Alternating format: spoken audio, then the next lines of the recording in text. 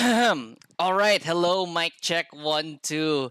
Hello, everybody. Good evening. Welcome back to Phoenix Dota for the SCA Intermediate Division playoffs. So, this is going to be the first playoff game being played in this season, actually, the first game that we're going to be having. It's going to be between Egg and Muthu's Curry House. And I'm actually joined by Finnick tonight. Hello, Finnick.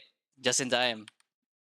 Hello, everybody, and yes, doing color casting as not my usual role, but I like doing it sometimes with Anno. You know how it is. Thank you for the consideration. But yeah, we're currently on the waiting screen right now, Finnick. We're gonna be waiting for the game to start. But tell me, how have you been, Finnick? It's been a while.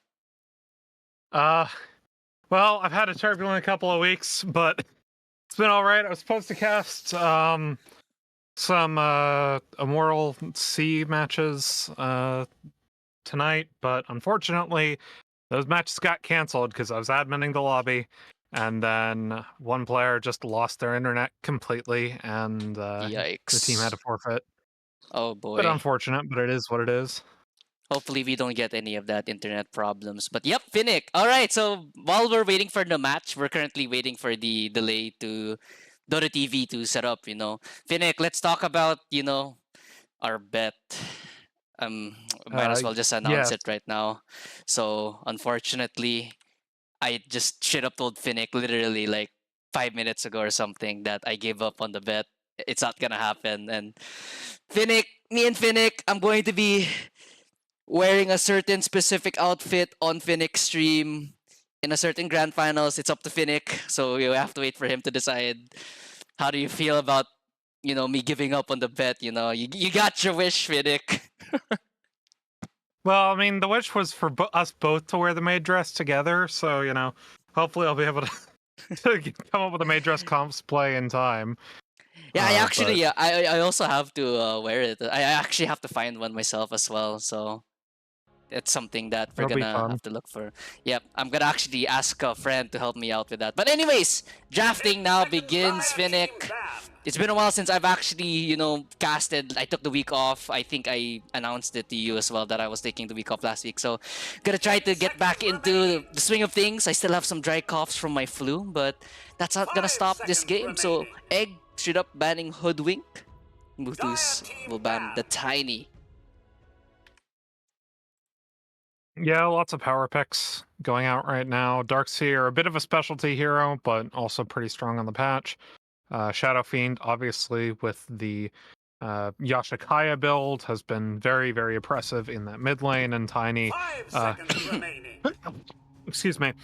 Tiny, of course, can be flexed in three positions, although I did cast an Immortal, it was NA though, an Yep. Immortal Tiny 3 game earlier Ooh. today. Or not earlier today, earlier this week. However, that game did not go very well for the Tiny 3. It was up into a Morphling. So, a Morphling 4.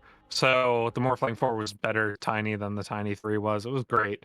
Anyways, I'm taking a lot of time on the reserve time for Muthu's Curry House. They have 24th pick, so with a couple of bans before ending out this section, I wonder if they're going to do any sort of targeted bans towards Egg. This is a best of 3 series, Yep. so instead of the usual best of 2, we will have a definite winner because we are in the playoffs. Gonna go for the Sand King. Pretty popular on the patch. I think it's very, very strong. Can be played 2-3, and Clockwork being taken out from Muthu's Curry House as well, with the Jakiro response from Egg. Radiant team pick. Yeah, and they ban out the Clockwork. That's a specialty pick for, if I'm not mistaken, for Raikez. Because Raikez Clockwork has been a menace every now. I've seen some games where he's picked up the Clockwork. They ban out Darkseer early. They ban out the Jakiro as well. So what do you... 5 seconds I'm remaining. somewhat familiar with Egg since I am... Oh, they pick up the Sapphire first, so really good pick. And Muthu? Weaver. So double flex picks here for both of these teams. Very strong heroes in this patch. Yeah, it's good flex. I quite like a lot of I quite like both of these heroes. Very good in pos 4, obviously, seconds for remaining. Weaver, but can still be flex 1. You kind of take it as a Team flex ban. most of the time and ends up as a support. Same thing for Snapfire. I have seen a bit of Snapfire mid recently, but it has mostly been 4-5. They go for the TA ban for Egg, though. Interesting. TA. Taking out lane. It's a lane dominating 10 mid. seconds remaining. Pretty 5 curious to see seconds what else they're remaining. going to be banning out here. So you pick up the snap here. Dire team ban. This, yeah, you take out the centaur. I think that's also another really good ban if you take out the centaur against a snap, because you use a stampede against a snapfire, whether a snapfire is going to be a core or a support. Once you get on top of that snapfire while she's using Mortimer's Kisses, she's really gonna get negated. 10 seconds If I'm remaining. Muthu, I would Yeah. probably ban Underlord though. 5 seconds I would probably ban remaining. Underlord as well. Obviously, it's very strong on the patch. Can be played 3 or Dire 1 team pick. if you want to get a Tango. bit spicy with it, with the clean talent. They go They for pick it the up. Tango ban and they pick the Underlord instead. So Radiant team if this pick. is a Weaver 4, Underlord Weaver is a very strong lane. You of course ban the Clockwork, which is kind of the classical lane lane partner for the Underlord, but 10 seconds remaining. still very strong pit at the moment. Both facets are good. 5 seconds I really like the remaining. cleave facet, even if you're playing in pos 3, but I know a lot of pos 3s prefer to go Radiant for team pick. the Sven. other facet. And the Sven being picked up for Egg.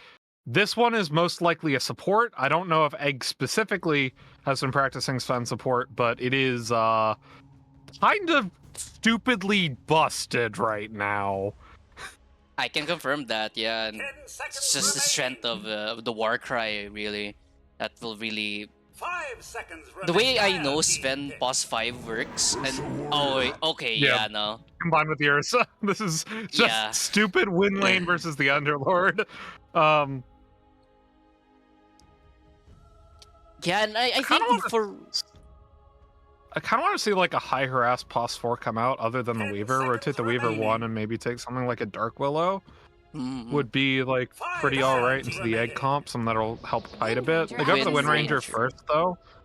So that locks in the Weaver as support unless it's Wind Ranger mid, but I yeah, do that's know she's true. more popular 1 right now.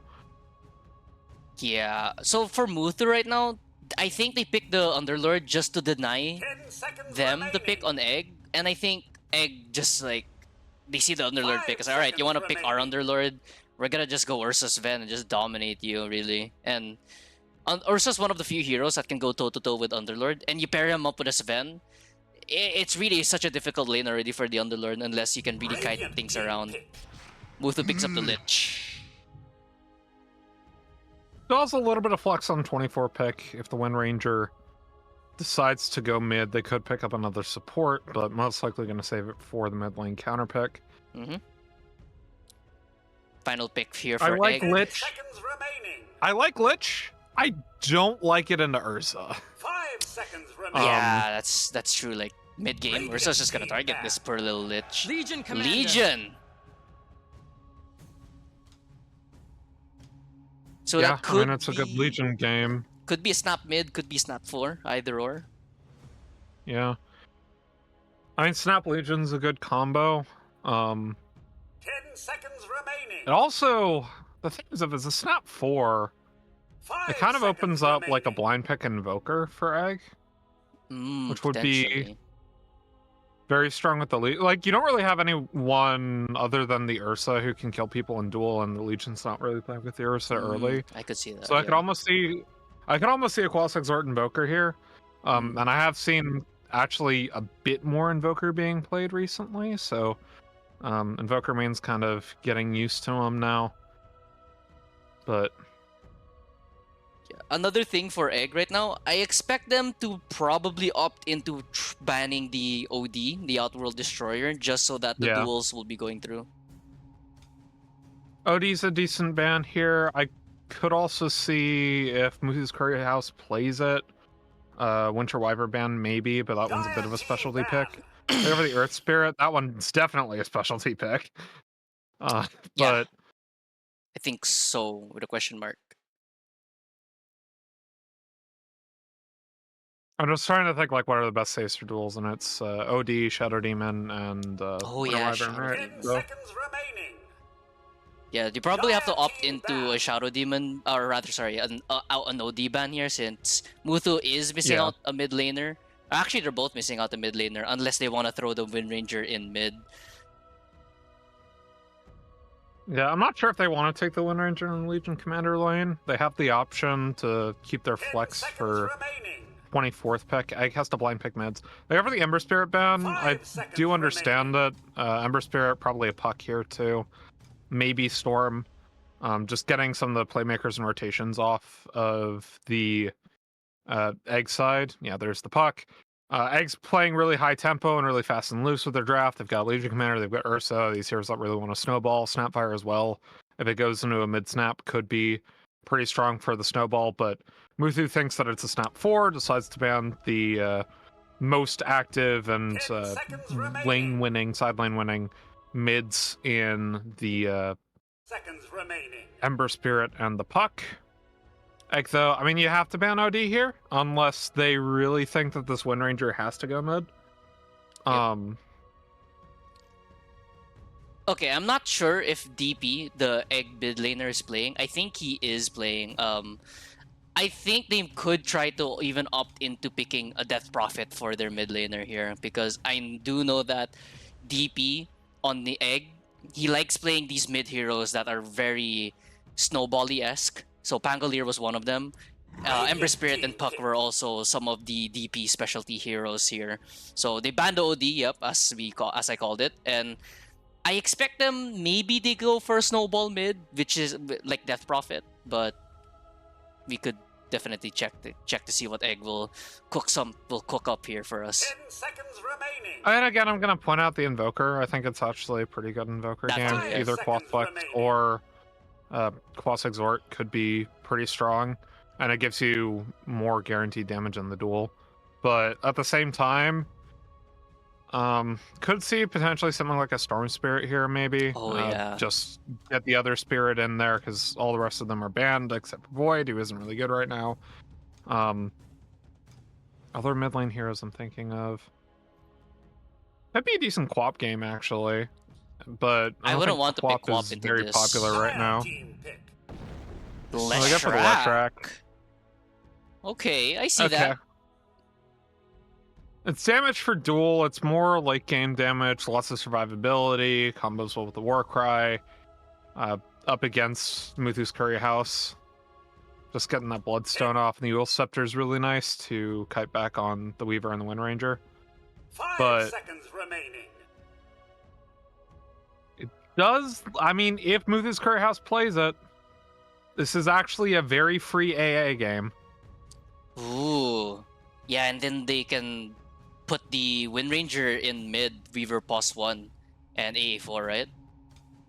Or a mid, even. Oh, Shadow You go for Demon. Shadow You called Demon, it. so I mean, I said they wanted save for the duel, right? Your other two saves when the OD are banned are Shadow Demon and Winter Wyvern. Shadow Demon a bit better. Does put the Weaver 1 and the Wind Ranger mid.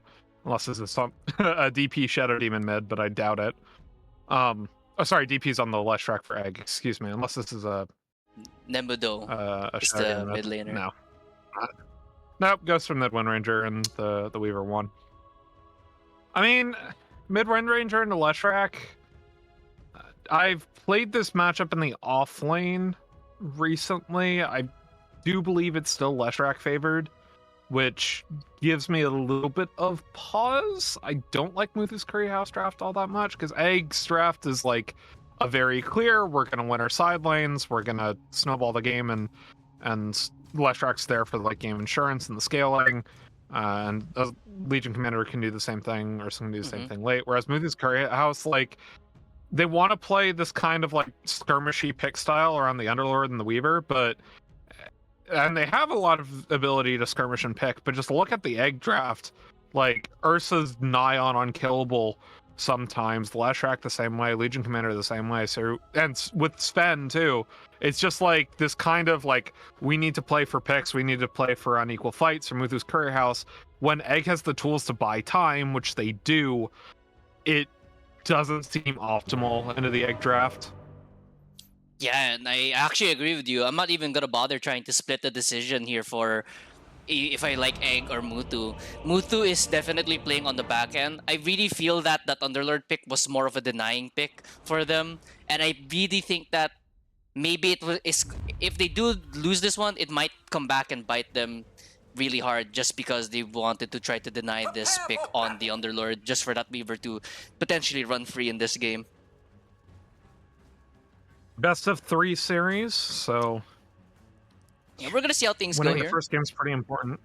Definitely. And by the way, Finnick, I was looking while we were doing the pregame analysis, I was looking through the previous match between these two teams because these two teams, Egg and Muthu, they're the top teams respectively in their division. Number 1 was Egg, number 2 was Muthu. They went 1-1 in the group stages. I believe we casted that match, if I'm not mistaken. Oh, I think we did. Wait, hold on. Yeah. Yeah, we did cast that match earlier on. I think it's again, like 30 seconds to battle. there are a lot of questions marks with the Muthu's draft. I think the only way that this draft really comes together is if you're able to put early rotations or basically able to counter rotate and force the uneven fights early on when the lanes are relatively weak from Egg. But even then, right, like Egg has the easier draft to snowball, and both these team comps need to snowball in order to win, right? The battle So I'm begins. expecting a relatively short game. Either way, maybe like 30 minutes tops. But might go to like 33 minutes. I'll lock it in. 33 minutes on the prediction. Oh, 33. Um, All right. I'll say I would probably go with maybe 40 max, but maybe 35 minimum. I would say that much. Muthu is dead. Uh-oh. Yep, Push they up waited the on high ground. grounds. Mold Machine. It's a very slow death. He doesn't have Earth Shock yet, but it should be. There's a lot of space being created, though. Yeah, he's gonna make him work for it. Muthu. A lot of time being wasted. They have another Scatter Blast. Yep, there it is. Muthu. Gonna die to the tower, actually. Technically, that's first blood, so a lot of space being created there. So Mold Machine had to work for that kill. First blood technically goes on the side of Egg there. Yeah, but this Actually, split bounty is the worst way to get a first blood. So it's actually very good for Muthu to make that happen, and you're also denying Oh, they're quite a bit changing of their farm and lanes. XP from this first wave. Yeah, they're changing their lanes actually. So they put Rendy on the off lane so that King will be going up against Universe. And I think that's a good call. Meanwhile, topside, Raikez, a lot of damage going out on top of him. I think he's dead. The one keeps him alive just for a little bit longer. Universe trying to get these hits in onto King, but Muthu will be getting that salve off, sorry. It's Universe. Universe was a plus 4 player. My bad. I'm mispronouncing already. Universe. Oh, wait, Raikez? I think he's dead. He's dead! Lizard spit. Muthu essentially gets that solo kill onto Raikez with the chain with the Frost Blast and Universe. In a little bit of trouble as well. Bottom lane, Ziming Z taking a lot of damage as well from Rendy and Canaris. Universe survives that onslaught on the top side. I quite like the adaptation of putting your +1 in the off lane up against the Ursa Sven matchup. We were quite a bit stronger laner into the Ursa than an Underlord is going to be, just because of wait, how Ursa Universe does dies. against melee strength heroes. Oh boy.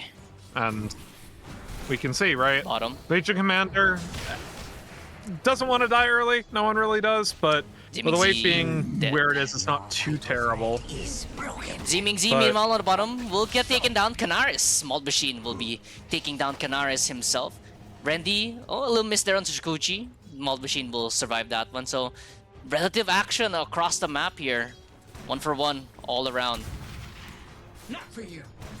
And this is actually really good for Muthu's Curry House. Just in general, this start.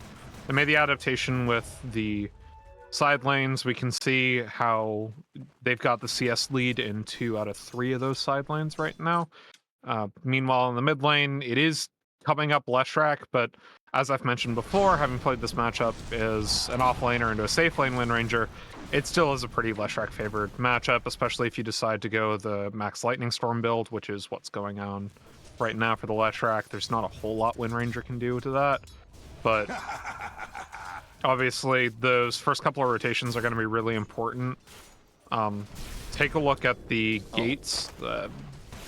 The Ursa has a better rotation, being closer to his gate to go top side, so I feel like on that level 6 from Universe, we're probably going to see the Ursa rotate up and try to get a kill onto the Underlord, who's actually doing very, very good right now. Yep. 15 and 13 into an 11 and 2 Legion top Commander. Side. Cookie forward. That's a lot of damage. Raikez might have jumped into his own death. Muthu with the infused raindrop won't take that much damage from the scatter blast, and they're gonna get yet another kill onto Raikez in the top lane. Yeah, I mean, it's a lot of damage coming out from level 2 Firestorm combined with the Frost Shield, so is a bit difficult to deal with for Egg. And one thing, I mean, honestly, with that, I feel like you might just want to, after a couple waves here, rotate the Ursa topside, and then have the that Ursa has what 8 should stacks. be your strong oh my lane. Gosh. Yeah, and have what should be your strong lane laning against what should be the weak lane from Muthu's Curry House, because the combination Shadow Demon Weaver is just impossible to deal with as a double melee lane. Yep. Even if that melee is Ursa, it's just really, really difficult. Topside, hold on. There's a pit of malice there. Raikez is gonna be the main target again, and yeah, Raikez is just gonna take out thanks to the Firestorm. Not really the greatest in topside. I did say I liked the draft better from Egg, but I once again mentioned that both these teams want to snowball early. And while Egg, in theory, has the better lanes, due to this rotation, Muthu's Curry House has been able to dominate both of these side lanes very effectively, but they are losing mid quite handily right now. So DP on level 6, we're going to look to see if he can win one of those side lanes, but the supports are roaming mid right now. We're going to see a little bit of action potentially around the runes. Yes, the really important rune fight here. The ward here on the side of Muthu will actually scout this one out. He runs into Canaris though. That's a lot of damage. Sven will come over, but here comes Muthu and Nemudo. DP in a whole lot of trouble. No level 6 yet, and he's just dead. The numbers advantage from Muthu. And they're gonna continue chasing for Ziming Z. Haste rune from Nemudo as well, and yep. Focus fire right on top of Ziming Z. Only level 3 on that Sven. Double kill for this Wind Ranger, and oh no, not looking too good here on the side of Egg. And as we take a look at the net worth, all 3 of the top 3 net worth are the cores from Muthu's Curry House. Things are looking pretty damn rough right now on Egg. Yeah, I mean, Egg's got to play for this Legion level 6. I hate to say it's kind of a make or break point this early in the game, but if you can't start stacking dual damage on your Legion, there is not a whole lot of ways into this game because you're already delayed so far on your Ursa's Battle Fury. Yep, Ursa going for phase boots. I could expect this Ursa to just pivot, go for the Diffusal Blade instead, because of his relatively slow start. Oh, hold on a second, Muthu. He did not steal the rune. Ziming Z and Raikez looks like they will be punishing this Lich in just a moment. Universe will get that kill thanks to the overwhelming odds. Alright, small win there for Egg. They get their own Wisdom rune, and they get the kill on that pesky little Lich. Pesky Lich. That's one way to put it. It's been a So, pain. I mean, you have to go. You have to go for that attempt every single time. The Wisdom runes are just so powerful, and you know, even if you don't get it, it still is fairly worth it. You're only getting the kills onto, or a support kill on a Legion commander. It does give her a little bit of gold, but she still is pretty poor right now. About 400, 500 gold behind the poorest core from Muthu's Curry House. Hold on, Muthu. Gonna get caught out here. Amplified damage rune will be taken by Ziming Z, but they will be able to bring down the Lich. DP gets that important kill there in the mid lane, and look at that on the side there, Infinix. Do you see that? Sven picked up a what rune? A double damage rune. An amplify damage. I'm sorry, but it says it right there, amplify damage. It's a DD rune, and it's a DD rune. As much as I want to call it DD, it says 80 clearly on the side over there. Oh, It's a DD rune. we are the Twitch stream got raided by Nonstop Bops. Hello Nonstop. Hello Bops. Looks like your cast also ended. So shout out to Bops there. He was my co-caster for one series, and we haven't been able to get another game again. I hope we can get another cast in, Bops. The one cast we had was fun, but anyways, 47 scoreline. Egg and Muthu, 1k gold lead for Muthu at the moment. So, hold on a second. Zeeming Z, shackle shot. Ew, that's just way too much damage. Actually, the war cry keeping him alive, but here comes the focus fire. They want to try to turn it here onto Nemido. Yep, Finskate gonna be coming through here. Mauled Machine, he's gonna try to get this kill. There's Pit of Malice, Firestorm, right? Yes, they get a lot of damage. The Ursa left all alone right now, and Rage gonna be popped here. No mana left on the Canaris, and here comes a duel right on top of Canaris. That's gonna be a free duel win at the very least there for Universe. DP, that's a lot of damage on the DP. Triple kill for Renty somehow.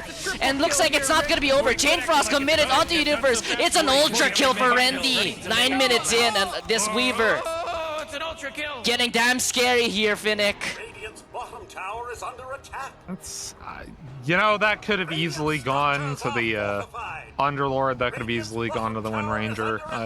Just, you know, luck of the last hits all going on to one core, and that core being your position one, playing from that off lane. Perhaps they were sneakily feeding the kills over, but yeah, getting all those kills onto the Weaver early, really important. Almost going to have the Maelstrom at 10 minutes. Has a Maelstrom So, now. Yep, 10-minute Mael.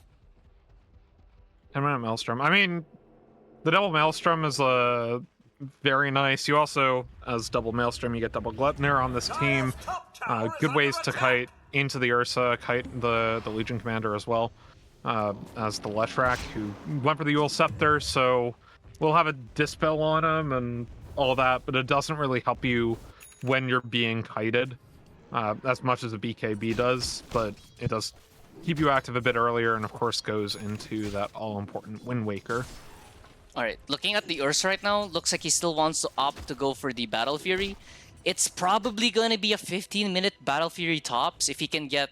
If everything goes right for him. Looking at the Leshrac, going for the Yule Scepter first, but he's a little bit late with that. He's actually top net worth on the side of Egg for the cores, but looking at the side of Muthu, 5,000 already, or 5.6k on the Weaver, 5.4 on this Underlord, followed by the Wind Ranger. And hold on a second. Oh no, the stacks! It's gonna get spotted out here. Raikes taking way too much damage from the Pit of Malice Firestorm combo. One more hit does the trick. Universe is also in the area, but the Shackle lands on top. Chain Frost as well. Can he bring down this Legion Commander? Looks like they will be able to. Oh wait, overwhelming odds? No, the power shot cleans out one of it. Here comes DP. That's a lot of damage, but no, the neutral creep actually cleans up DP. They're trying to contest the stack, and they will be successful in doing so. DP falls down to the neutral Ancients, but they clean up two other heroes in the triangle here on the side of Egg. I mean, Leshrac showing up there is just way too late and way too desperate. You don't have Bloodstone, you're not super tanky, and you can't really do the things you would do if you had a couple more items in that game.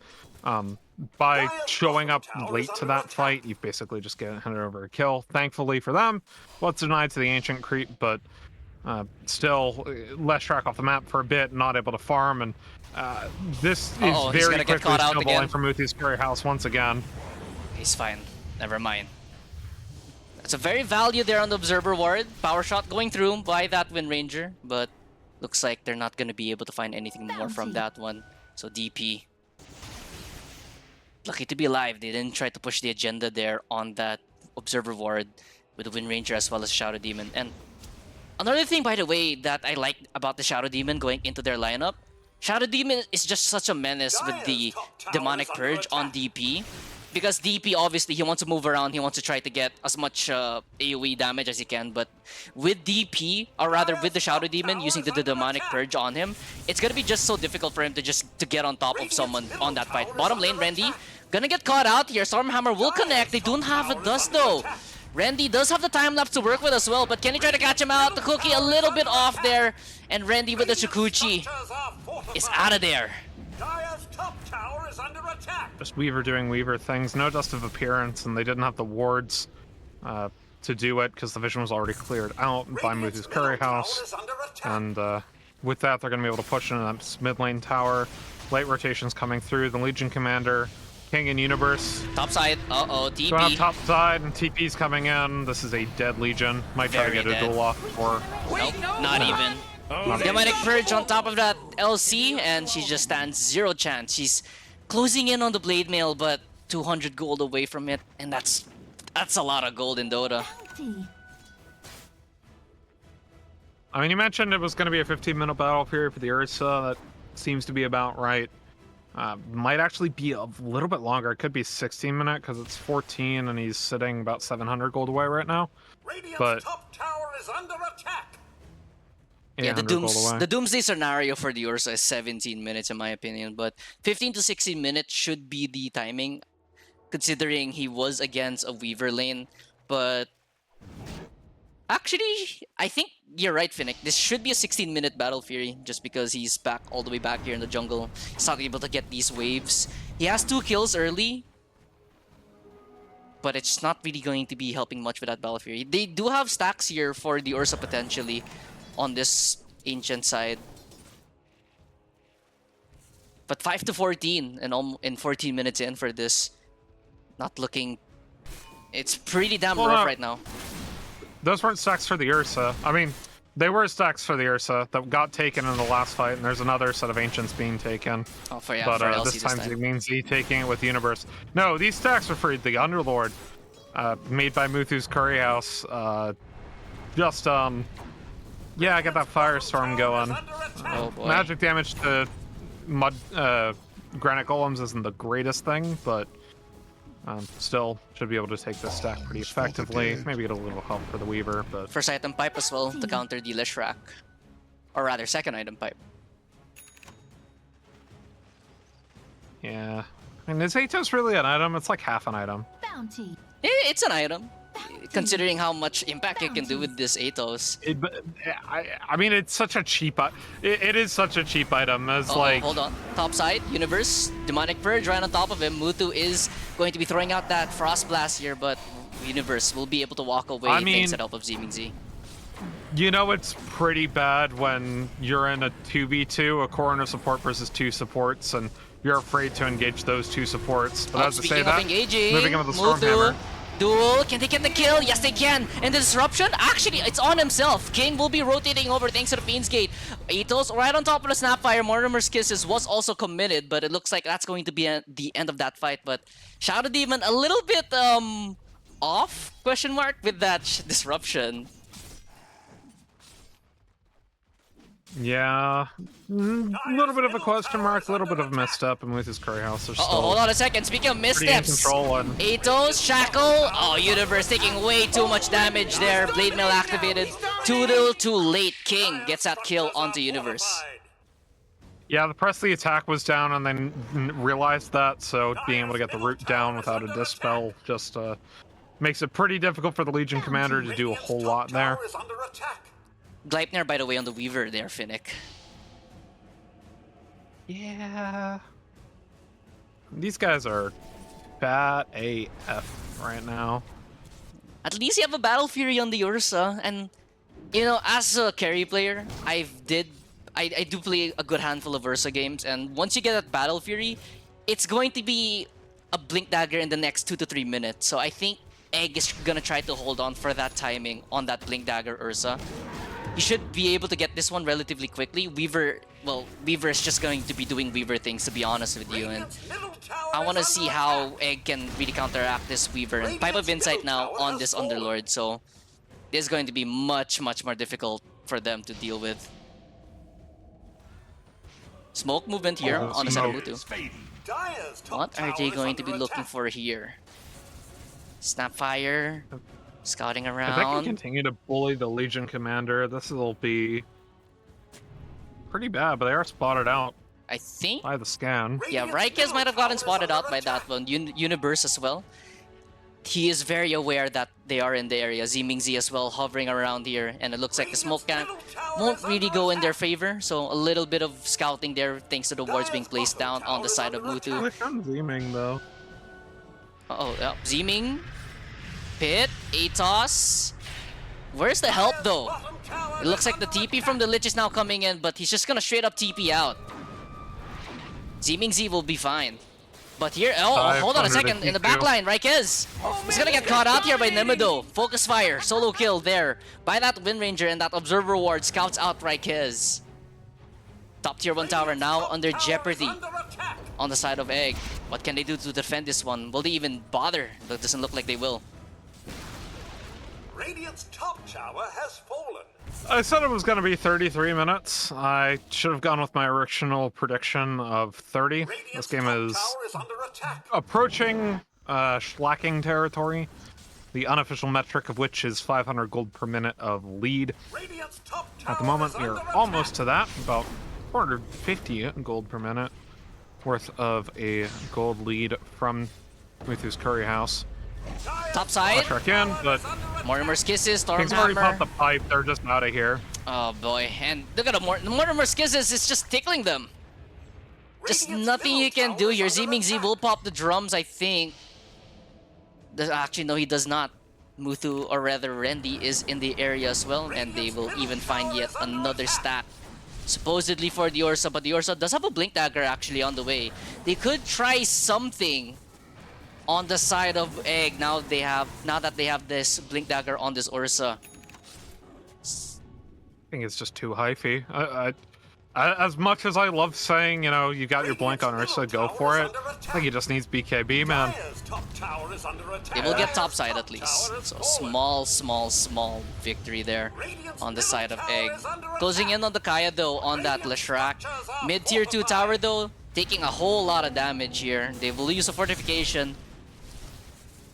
Doesn't look like it's gonna be standing up for long. It's such a late Kaya, it's gonna be such a late Bloodstone for the Leshrac. It was such a good lane for them, but as we saw those support rotations early on, came in from Muthu's Curry House, was able to pick out the Leshrac and negate all of the lane advantage that they won in the 1v1, and with that, the Leshrac lost his ability to snowball, and I'm questioning going both the Kaya and the Yule Scepter when you're this far behind. I think you just gotta go one for the other and go straight for the Bloodstone, because that is the item that enables you to fight instead of skirmish. Hold on, Finnick. Blink Dagger available on this LC. Blink forward. Disruption though on that Lich. That's gonna be distracting them. They won't be able to get the win, but they will find the Lich. But the Chain Frost was already used here. Universe, as well as Raikez, just dies to Canaris. A double kill for him. And DP in the middle of everything. Too. No Man's Land and DP. Leshrac, not gonna be long for this world. His courier even dies with a Kaya in it. 3 dead. Nice tackle. Make that 4. Zimingzi. He looks like he's gonna get caught out. Body blocks galore. Atos. He just can't play the damn game. 4 dead. Yeah, we're at Schlacking territory now. If we were to play Guess the Gaben, at the moment, I would guess 93% for Muthu's Curry House. You know, I'm gonna go 95 for Muthu. 97 actually. Even when I give up, I'm still not gonna get it. You know, I gave Egg a little bit too much credit, but I forgot that Legion Commander has 2 dual victories at 22 minutes and is only level 11. So, yeah. I mean, that 3% is really just, you know, that is on Muthu's Curry House to throw in a way, like get the Weaver picked into the Wind Ranger picked with Beam's Gate down for some reason. But Roshan now gonna be attempted here on the side of Muthu. They will scan this one out, but can't really do anything about it on the side of Egg. Does not look like they're going to be bothering with this Roshan attempt. 22 minutes in, gonna be the first Roshan here of this series, and it's going to go to the Weaver. Almost a Lincoln Sphere as well on this Weaver, by the way, Finnick. it's disgusting, honestly. I mean, the Ursa's pulling back, evening up net worth with the Wind Ranger right now, as you do on Ursa with the Battle Fury, but as I mentioned before the last fight, the Ursa really just can't fight without BKB at the moment. There's just too much magic damage coming out, even with the magic, or even with the damage reduction from the enrage. It's just you can't survive. There's a lot of crowd control. You're getting kited. You need to have the BKB to actually get on top of priority targets. And as we see, Universe is in a very similar spot right now. Going for the Agnum Scepter, I really think he needs BKB instead. But hey, what do I know? These players are higher MMR than I am anyway. Yeah, I think why he wants to go for Aghanims is so that even though they get the disruption off, the extended duel time is going to really help him. Because I'm looking at the timer right now. It's currently 4.5 seconds. With the Ags, it will turn to 6.75. So that's a lot. That's a 2-second difference. And the disruption, how long do they stay under in the disruption? 2.75. So basically, with the disruption, that's basically half the duel gone. I mean, So I respect the Ags. that's great. Doesn't matter if you just die in the duel anyway. That's true though, yeah. If you don't get the Shadow Demon in this duel, it's all for naught, to be honest. And now there's a Lincoln Sphere on the Weaver, so your dual target has now slimmed down to basically 3. That being the Wind Ranger, Lich, and the Shadow Demon, because there's no way you're winning against an Underlord, right? Top side, Yeah. gonna be pushed here onto tier 3. Pit, will he be able to find anything here onto Raikes? Raikes does have the shard though. He does have an Atos as well. So that could be something to look out for there, Phoenix. Snapfire now with an Atos as well as a shard. Fiend's Gate going through. Uh-oh, DP. You don't want to be here. Can he try to get out of this one? There's a Pit of Malice. He's gonna get caught out here, DP. He's just dead. Demonic Purge as well. He's gonna try his damn hardest to try to make them work for it. Actually, Malt Machine, they're gonna find a kill there on that Lich, but it's exchanging for a mid laner on DP. Again, it's just one of those things. I know the build, right? If you follow the Leshrac guide at the moment, you see every game it's this Yule's Kaya Bloodstone thing. But you're not going to snowball every game. Kaya Bloodstone is a very strong power spike, and the Yule Scepter is situationally good and is good most games, but this game it just pales in comparison to a BKB, and again, when you're this far behind, I don't think you can afford to delay your Bloodstone by going 2 items before going for it. Splitting up right now, Randy and Nemudo will be attacking the bottom tier 3 tower. Meanwhile, King in the mid lane is going to be pressuring that mid tower. Randy, gotta get that Lincoln Sphere pop, and looks like they will be backing away from that one. King will be rejoining his team in just a moment. Mauled Machine does have a BKB though. Do they want to try anything? Tier 3 already fallen. Zeeming Z will have to TP back. Rax is now under siege, under pressure. Can they try to find anything? And they're just letting Randy go up on the high ground here alongside King because he still has that Aegis for 1:30. Quite a mistake from Muthu's Courier House that took out the ranged barracks first, but Oh, wait, I say DP. that the Leshrac. Alright, he's fine, but mid lane, or rather bottom lane of Rax, taken down 26 minutes in, 11k gold lead. Not the worst. It looks good. It looks not too bad on paper, but right now, it's just been all Muthu. Now, the bleeding has been stemmed slightly Thanks from to the Egg. Ursa, They were yeah. down over 500 gold a minute. Now they're around 300 gold a minute difference.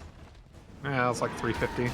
But Smoke here on the side of the Legion Commander. Can they try to get a sneaky pick off here? 40 seconds left though on the Aegis. Gleipnir on top of the Leshrac, Pit of Malice, and the Yule Scepter. It looks like this Leshrac set himself up for death. Chain Frost bouncing through a Cookie, trying to get him away, but in the backline, they looks like they found the Shadow Demon. They found Canaris. That's the Shadow Demon dead, and they also find the Lich. DP still alive, but no, not for that, not for long. King gonna get run down right now by Mauled Machine, and looks like the backstab working to perfection there. They will find 3 kills. Canaris buys back there on the Shadow Demon.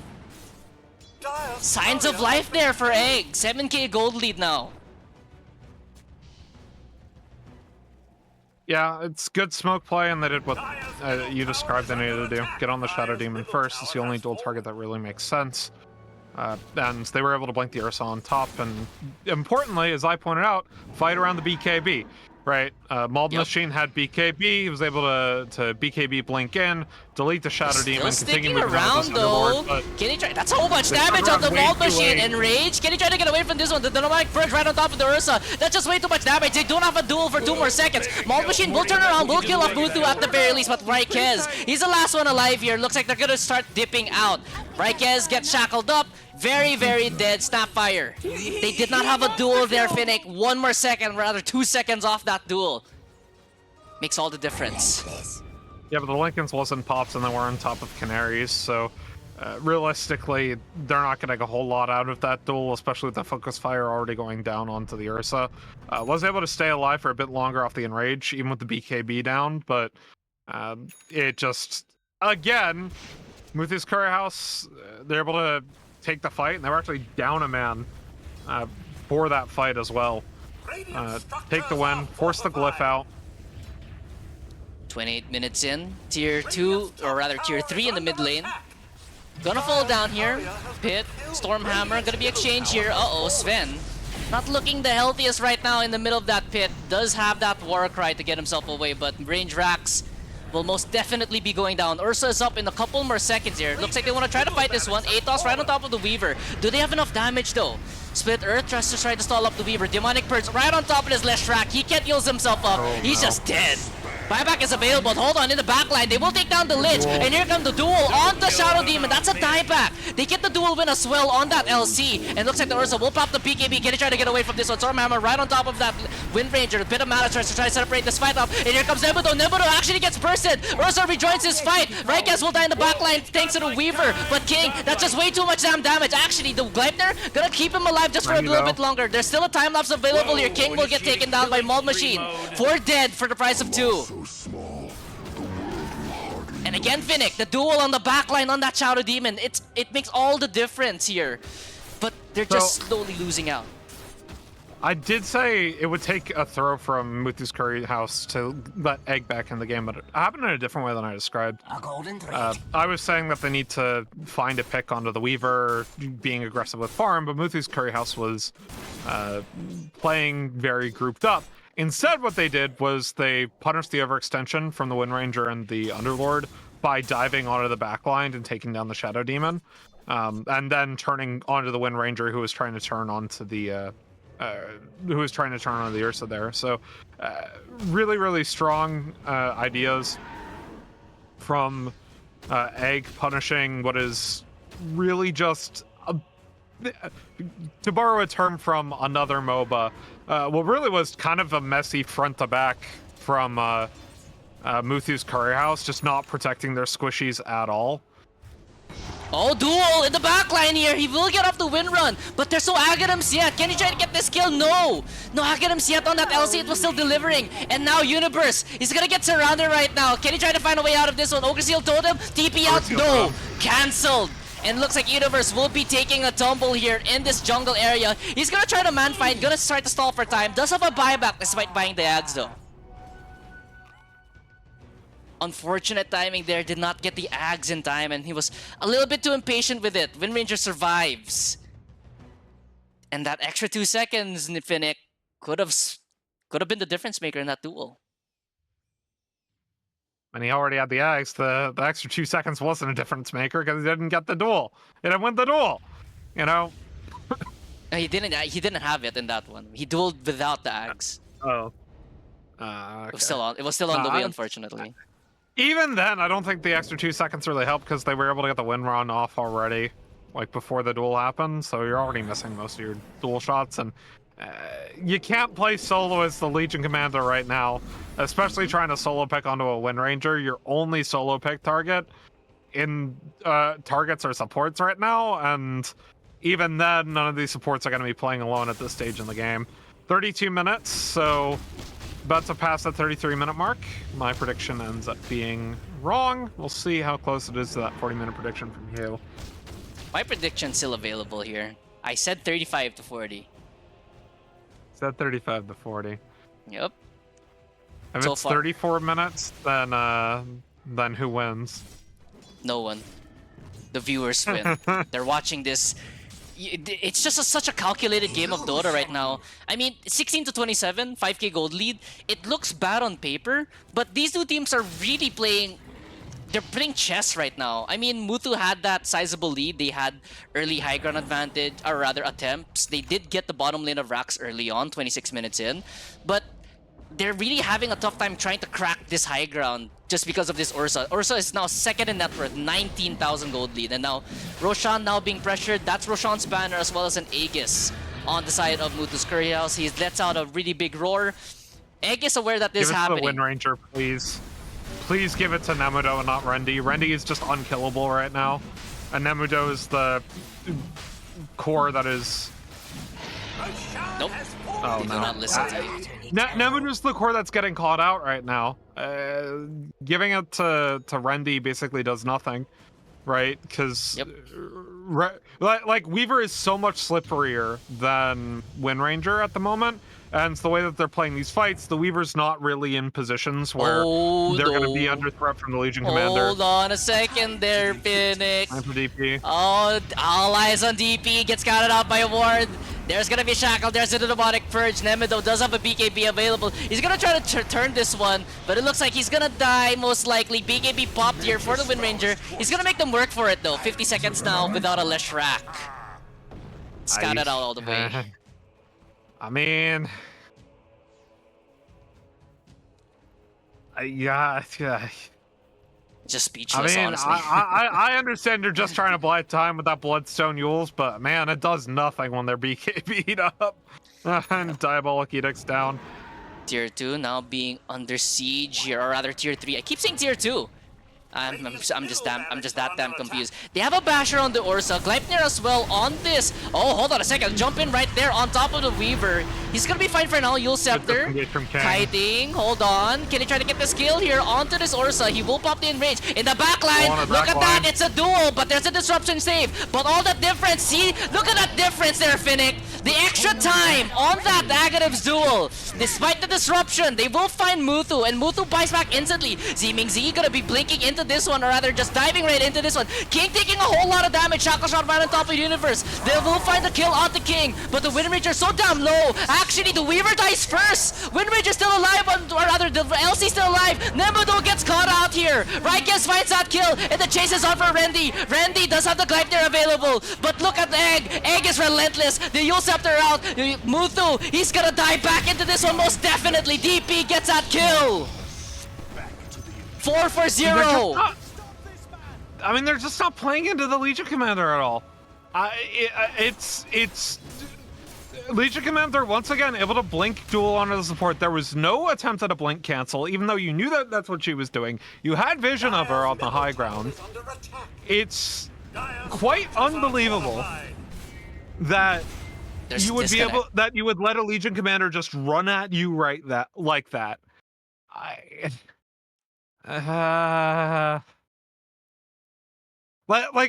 hate to be that critical, but this is like 3 times you've tried pushing onto the high ground where Legion Commander just, while you have vision on her because the Underlord is pushed up under the tower, you don't cancel her blink before she blinks in. She blinks in onto the support, and you don't get the immediate turn onto her. It's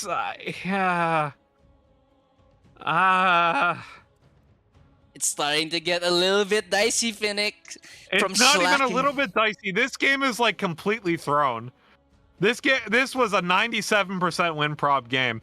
Dota Plus has only updated down to 72% for Muthu's Curry House, but it's not even that. By the time that this push is over, it's going to be favored on Egg. They already have the gold lead. They have their Ursa. He's completely fed right now because they don't have any damage for him when he jumps onto the targets with the backline. And it's just, Universe is getting the perfect blink duel every single one of these fights. Like, yes, the Aghanim Scepter is helpful because you're extending the dual victory onto, or the dual time onto the Lich there, but you're also buying time for the opposite, right? You're buying time for Muthu to turn on to the Legion Commander. With the opportunity going through onto the Legion Commander, from the Aghanim Scepter on top of just a lack of wherewithal from Muthu's Curry House, it's just they're winning these fights that they shouldn't have, given the gold situation. Yeah, and they're just left dumbfounded right now on the side of Muthu. I mean, Universe level 3 duel, so it's a 7-second duel. And he even picks up a Diffusal Blade. Hold on a second. What's that Diffusal for there, Finnick? I mean, mostly for the slow. I could definitely see that. Tormentor on the side of Muthu, gonna get attempted. That's a lot of damage. Muthu will be getting Also that importantly, Tormentor. DP got a shard before going BKB that fight. That shard was actually a pretty big difference maker because Muthu's Curry House didn't kite away from the Leshrac aftershocks on the Split Earth.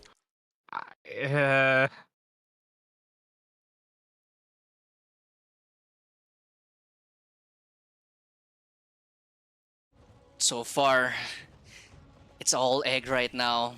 4k gold lead. This Ursa now with an Octarine core going for an Abyssal Nex.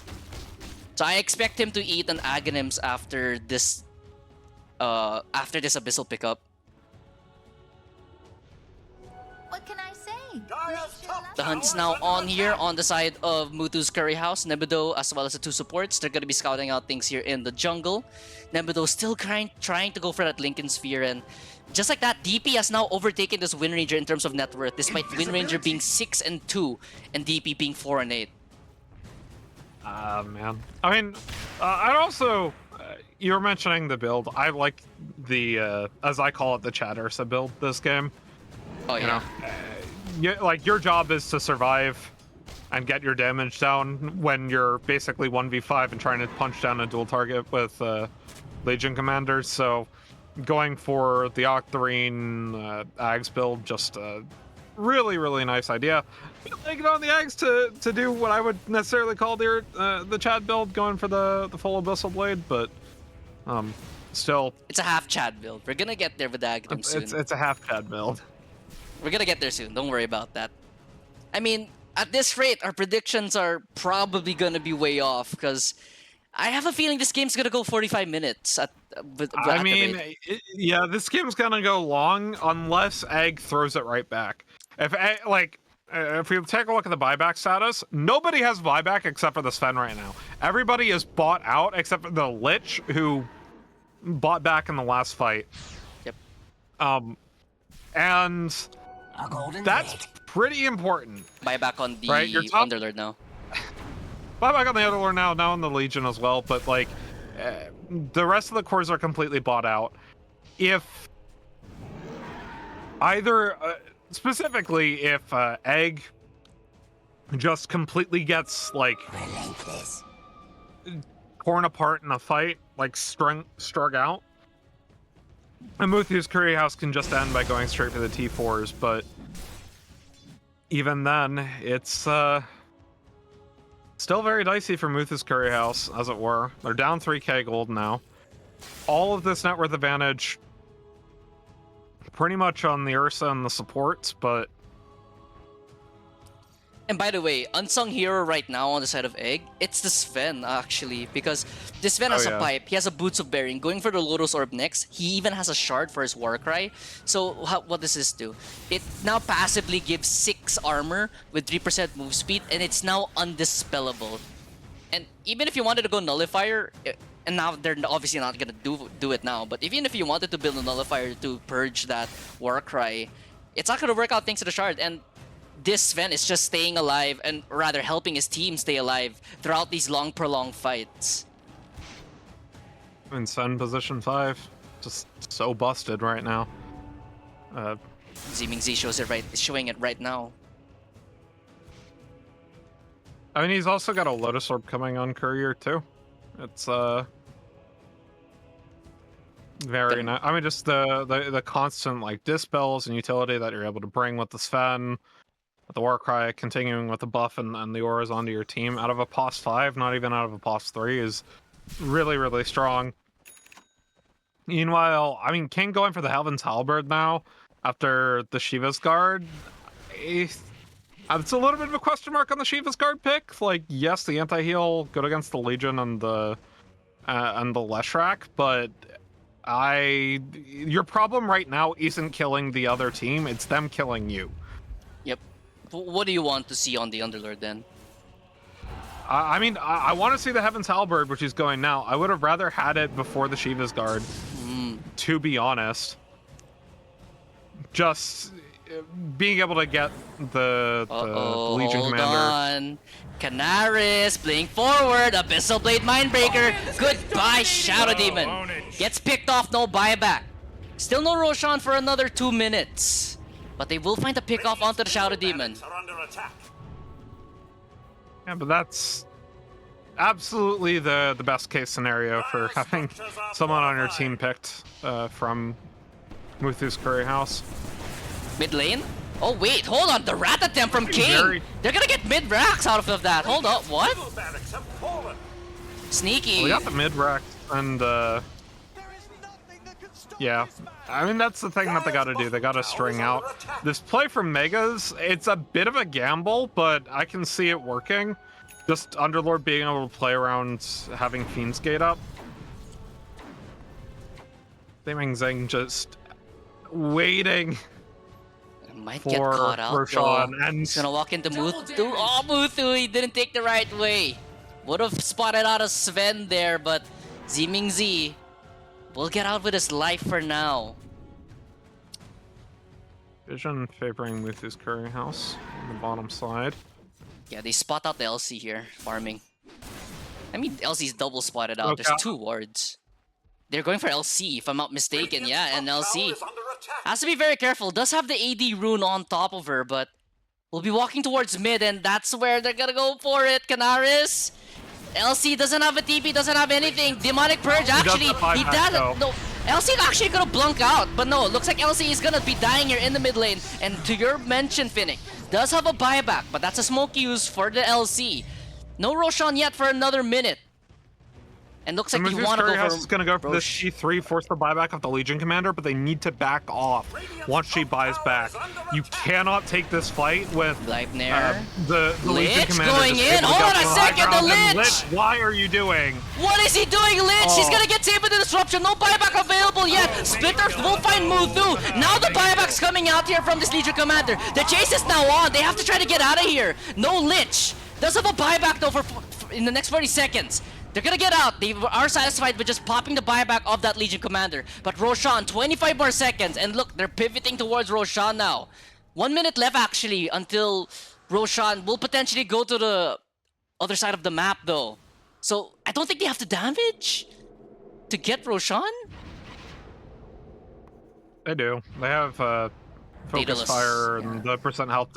They have Focus Fire and the percent health damage from Firestorm. So so long as Canaries doesn't move out of the pit in the next second, Yep, should be able there's to spot Roshan. Rosh It and they'll spawns take up. it. But look at this twin, the split, the gates. DP going in. They want this Engage. fight. That's a They really want this bad smoke. throw. Hold on a second. Legion Commander getting caught out. Does he have a duel? Looks like he has to use the duel at the very least, but he's not going to get the opportunity to. Universe will die back. BKBs are not being popped in here. Ziming Z going to chase someone down. Hold on. Weaver going to get caught out here by Mold Machine, but we'll get the time lapse off at the very least. DP in the middle of everything. Does not have a BKB. Does have a Bloodstone still available though. Being spawned up right now. And a beautiful shackle shot by Nemado. Leshrac is dead. Hold on a second. Mold Machine left all alone, but there's another death there onto the Lich. That's a dieback, I think. Big Z trying to chase down Nemado. Mold Machine gonna get kited. That's just way too much kites. Hold on a second. Underlord gonna get turned on. Nemado still running away for her life. Or rather, a Mold Machine. How is he still alive here? He's gonna jump back in. He kills him off Fiend's Gate. Gonna be used with a buyback here. Mold Machine. He's gonna try to fight for his life right now. He does have another enrage here. Raikez jumping away with an egg. Or rather with a cookie. Nemado still hunting around here. Will spot out the Ursa. Yes, he will. Shackle shot. There's no sustain there on the Ursa. Raikez dies as well. Oh, wait. They have buybacks available, but will they use it for this Roshan? It's now on the top side. I mean, that is just absolute worst case scenario for Egg. The one thing you never, ever do, ever, is you blindly put your core through the gate with no vision, and when you know the enemy team is going to try to take Roche. That is such a massive brain fart from Egg. Megas now on the table here, and they probably need to buy back on the Ursa. Snapfire buys back first, and there's a buyback from the Ursa. Can they try to get any of these pickups though? Hold on, King's gonna get slowed up here. Can they find this one? The Shrek gonna TP in, or rather pushing forward, gets a splitter. Do they have enough damage though? DP, Pit of Malice, Trickster's Cloak activated. Universe still on the sideline waiting for something. But it looks like they're satisfied with just defending the top lane of Rax. Double buyback sees. Hold on a second. Stormhammer on top of King here. There's the duel. Do they have enough damage? Disruption save. Can they try to re-engage this fight though? Look at the Zmingzi. Zmingzi actually goes up to die. Chain Frost here on the backline. The Underlord is still alive. The Chain Frost is going here, but Muthu is dead. Legion Commander is also dead. Ball Machine fighting it off right now with this Underlord. Underlord will actually die back here in the backline. Weaver is trying to do his damn hardest. Ball Machine. Oh, another beautiful shackle shot there, but the Enrage will actually keep him alive. Randy is very low on the HP though. I don't think they want to continue this fight. Mal Machine will find Kanara, skins and buyback from the Shadow Demon. This Ursa is an unkillable demon right now. What can I say? Yeah, I mean, first of all, just the absolute worst possible duel target. You find someone, I know it's like the Legion Commander thing, you find a dual target, you go for the duel. You just do not go for the Underlord. Ever. Even with the Aghanim Scepter, you just saw they weren't able to kill him. They had the stun follow up, and they were eventually able to take him down, but the damage came in onto the Legion Commander. You trade a 3 and a support for a 3 and a support, diebacks on both sides, and it's not good. Roshan now being attempted here by Muthu. Nemedo as well as Randy. Do they want to contest though? Malt Machine and Zmingzi, they're in the area. DP does have the twin gate option if he wants to try to go through with this one. But this Roshan is dying super quickly, and they're not gonna be in time to contest this one. Too little too late, Zmingzi. Catch me now. As well as Malt Machine, they can't do nothing but just watch Roshan fall. Hold up, wait, DP? He's here in the area. What's DP doing up here? He has the Legion Commander at his back. There's a Lincoln Sphere on this Wind Ranger. Gonna try to TP. Oh, the Split Earth! It catches out Nemedo! Dude, they don't know though. They don't know Nemedo's TP gets cancelled thanks to the Windrun Aghanims. And look at the back line here. Randy is on the back. He's gonna be trying to cut these waves. Ward scouts out Nemedo. Being stopped right now. Importantly, they did what I thought they should have done with the last Aegis, which was give it to Nemedo. So this time around, they gave it on to the Wind Ranger. Weaver took the Aghanim Scepter and the cheese just to have it in the inventories. I don't think Rendy eats the Ags here, just because Weaver Ags is really better for the support. And as I was going to say, yeah, giving it to either the Shadow Demon or the Underlord Lich is what you want to do, or the Underlord. Yeah, I would say Underlord over Lich though at the moment.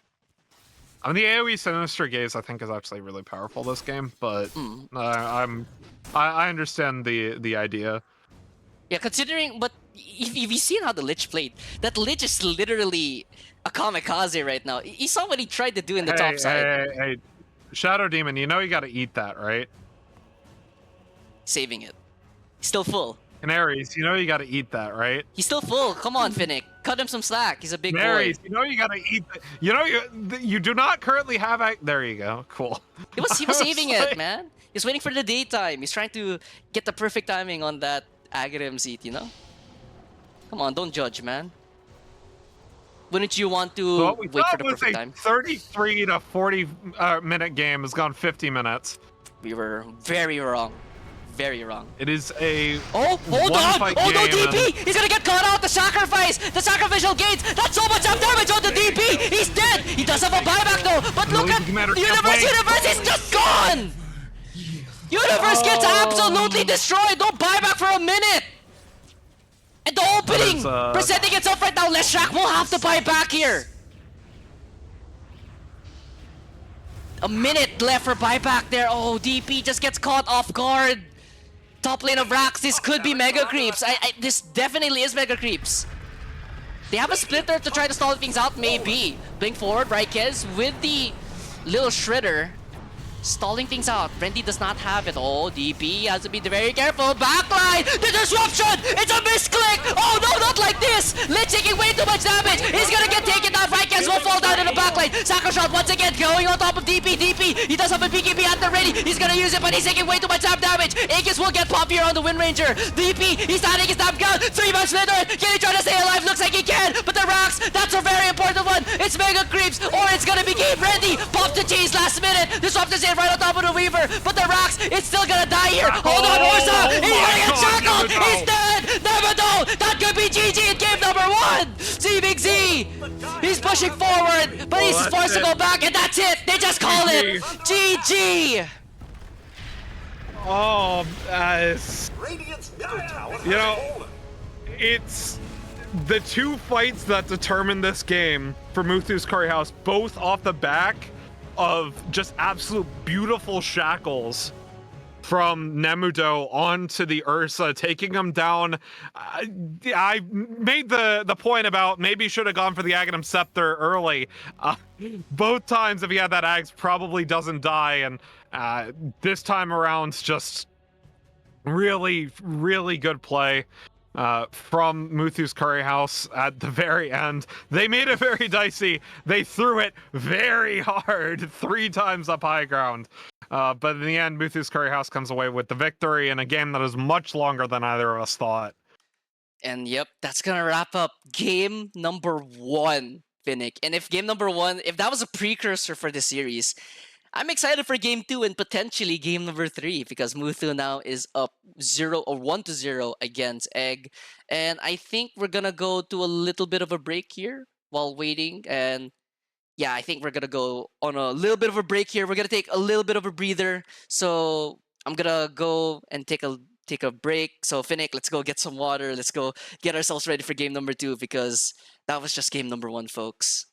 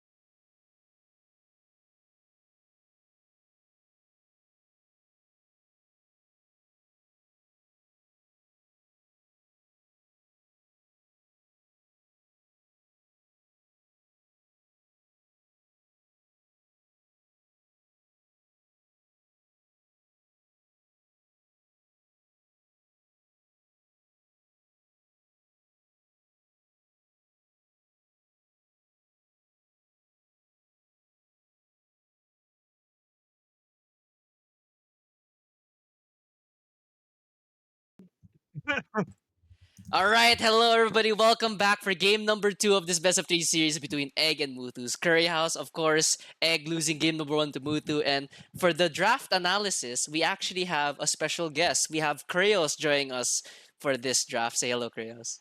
Hey man, thanks for letting me be here. Well, thank you for being here. So, Kreos, have you did see game number 1, right? Yeah, I did. It So was what do you want? wow. What were some of the things you noted down for these two teams?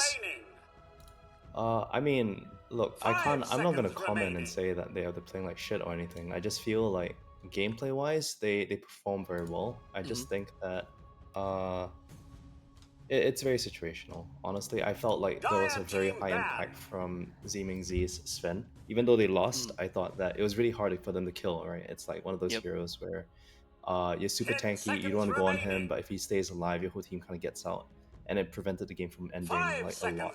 But honestly, props to like Weaver. It was Rendy, right? Rendy, yep. 11-0 on he played Weaver. really well. All right, so that was Kreos' comments for game number 1, and now game number 2 draft board now starting.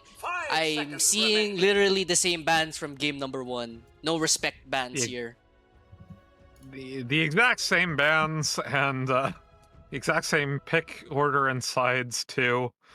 So we'll see how that goes out. And yep, exact same band goes to Jakiro. First pick, Weaver. Weaver this time.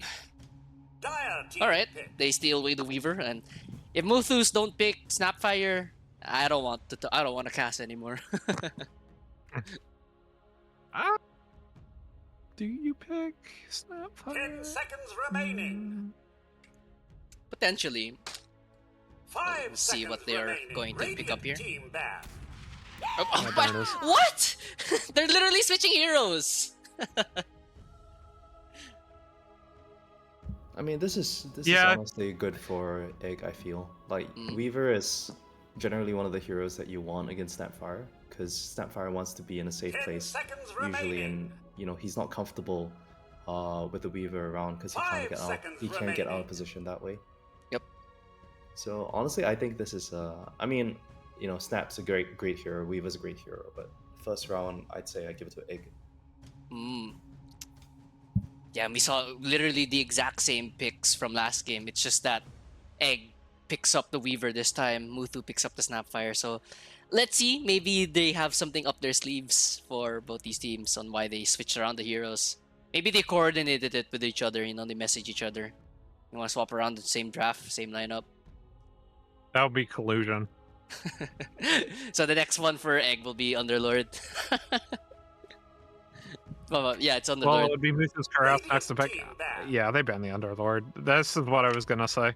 A lot of why the game early on went Muthu's Curry House's way, outside of just them able to Dire team ban. outside of them just swapping that Weaver lane, right? Dire team pick. Was because the Underlord made a lot of good rotations in with the Fiend's Gate.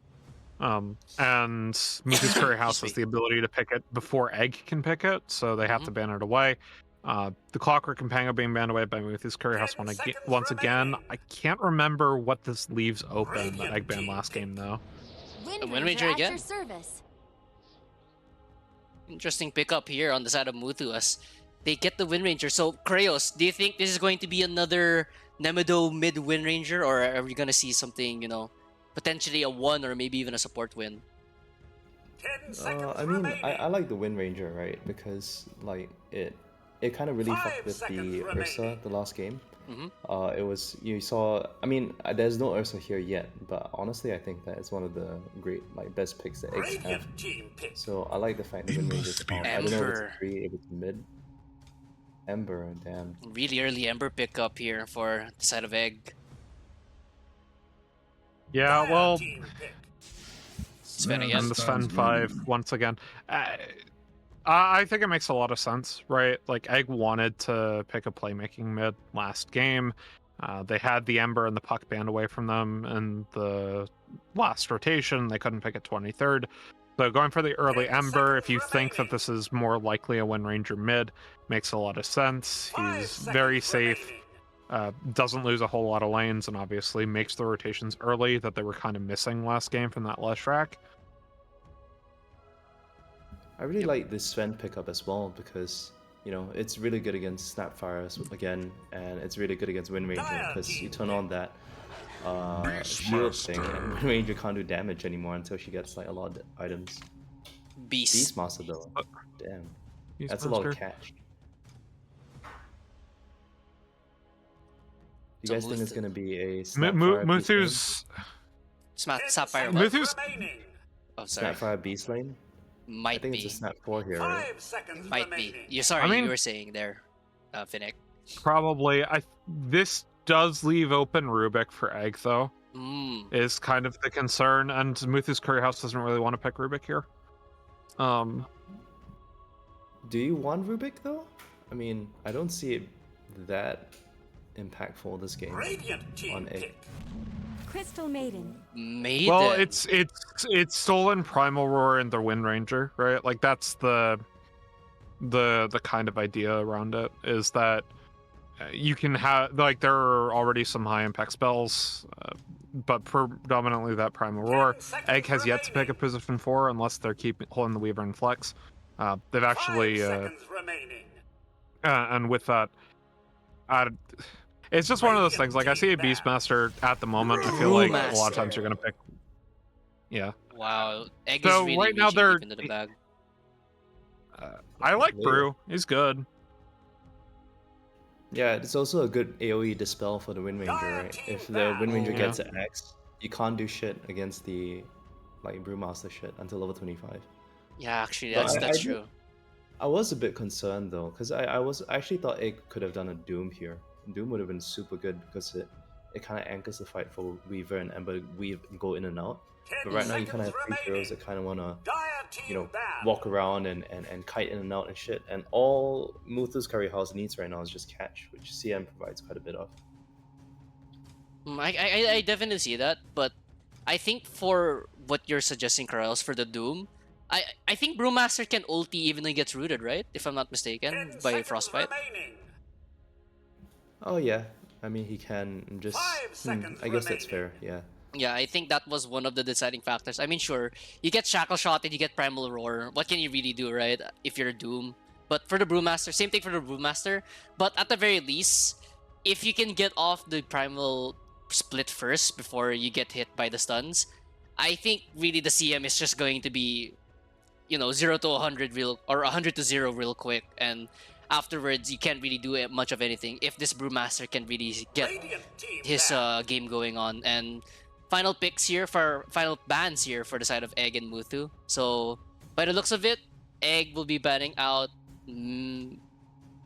They're banning out the Earth Spirit. As for Muthu, they're banning out Carry, so they take out the Ursa again, take out the CK.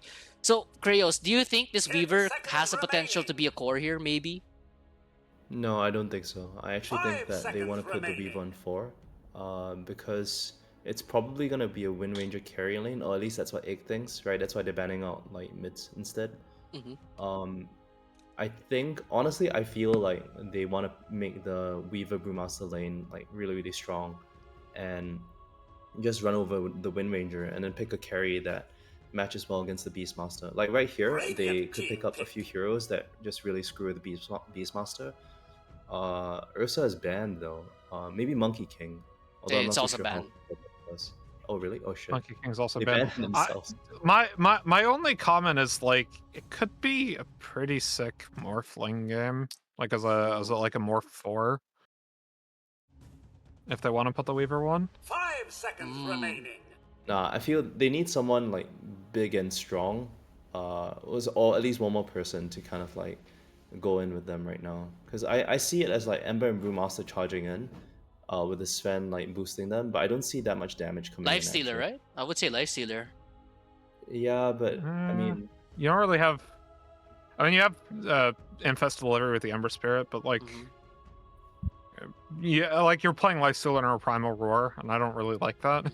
Yeah, that's true. I agree. I want someone who can kind of like provide damage, but isn't too squishy as well, because you know there's a lot of burst damage on the side of Dire.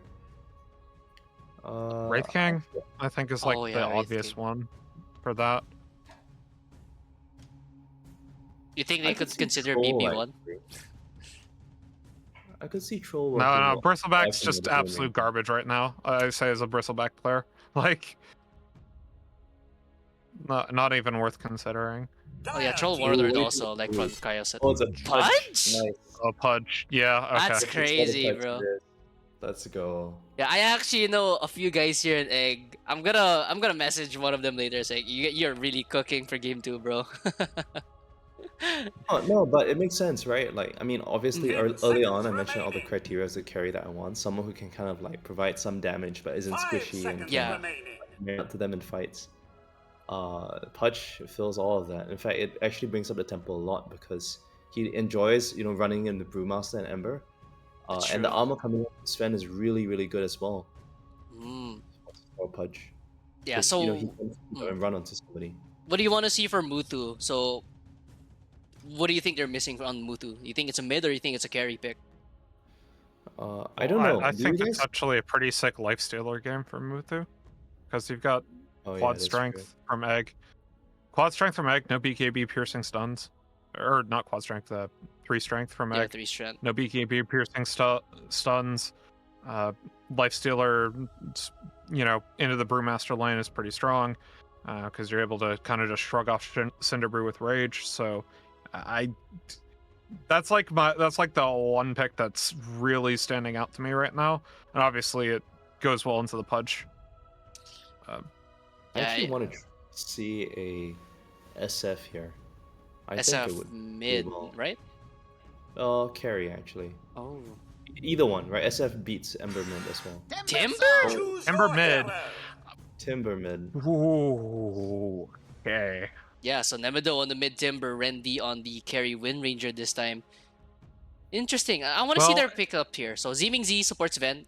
It's a pause for Pudge, so it's a carry Weaver. Yeah, it's a carry weaver. That's unfortunate. Well, so I mean, you see the Timber Saw. I don't think you can make it a carry Pudge, right? Like, because I mean, the Timber Saw follows the same logic as the Lifestealer. It's just in the 2 positions instead of the 1. Just really strong into the strength heroes from Egg. Gives you a lot of AoE damage as well, pure damage.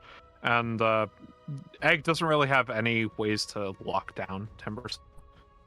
Yeah, but the problem is that now you've kind of sacked the offlane. Like, your offlane went from a really, really strong offlane into a really, really weak offlane.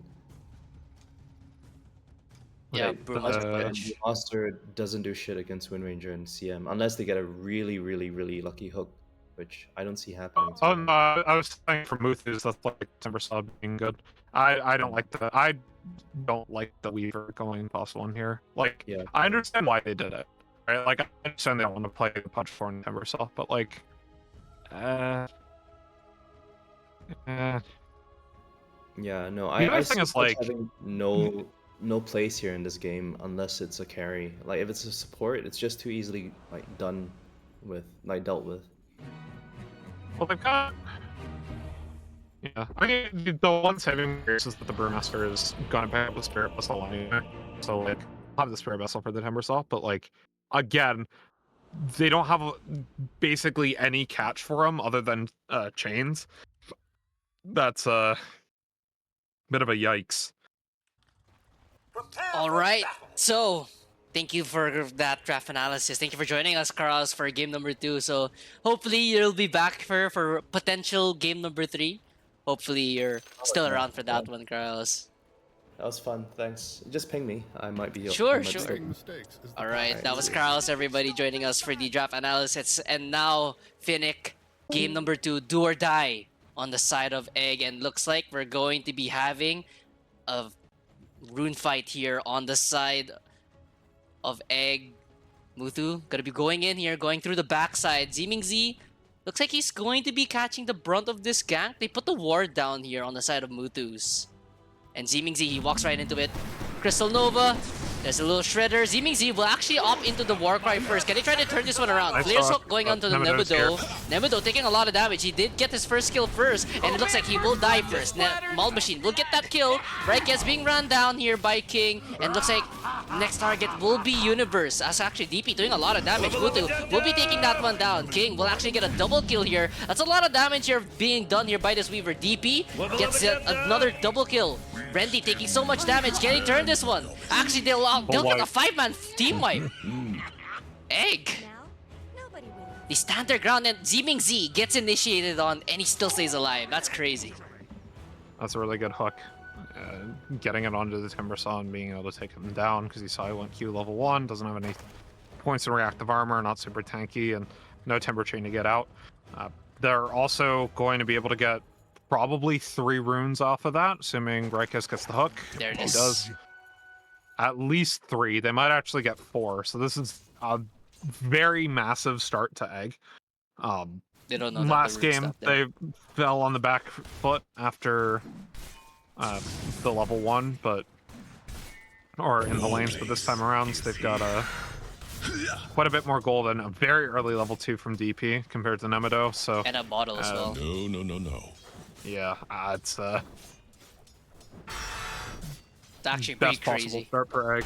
Oh, top side. Canaris, hook back. Flare's hook. Do they have enough damage though, Canaris? One more hit should do the trick, but the speed from Crystal Maiden. A very, very speedy hero. Quote unquote. Maul Machine going up against this Beastmaster as well as Snapfire here in the bottom lane. Ziming throws out a Stormhammer.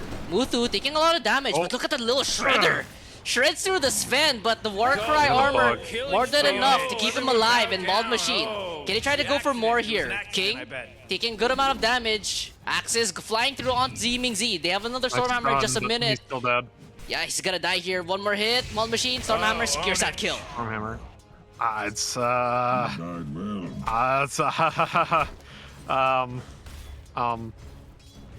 Shaky start already So for Muthu. yeah, if we take a look at the Dota Plus win probability, you'll see it at 72% for Egg. It's really early call. Top side. Canaris dies to Universe. A bunch of times it starts to not make any sense. Ownage. And it's There's just all Egg. If you take a look at the net worth graph, you'll see 1,000 gold difference between the Weaver and the highest position core for Muthu's curry house. Be ensnared in fire. You literally couldn't have asked for a better start here on Egg to force a game 3 potentially. It is the best possible start. Your Sven is richer than all the cores from Muthu's right now. That's actually pretty crazy to look at.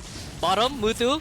Ziming as well as Maul Machine. Looks like they want to kill the Snapfire and Little Shredder. Will get rid of the bug though, but gonna be tapped down here. Maul Machine is now dominating on this Weaver.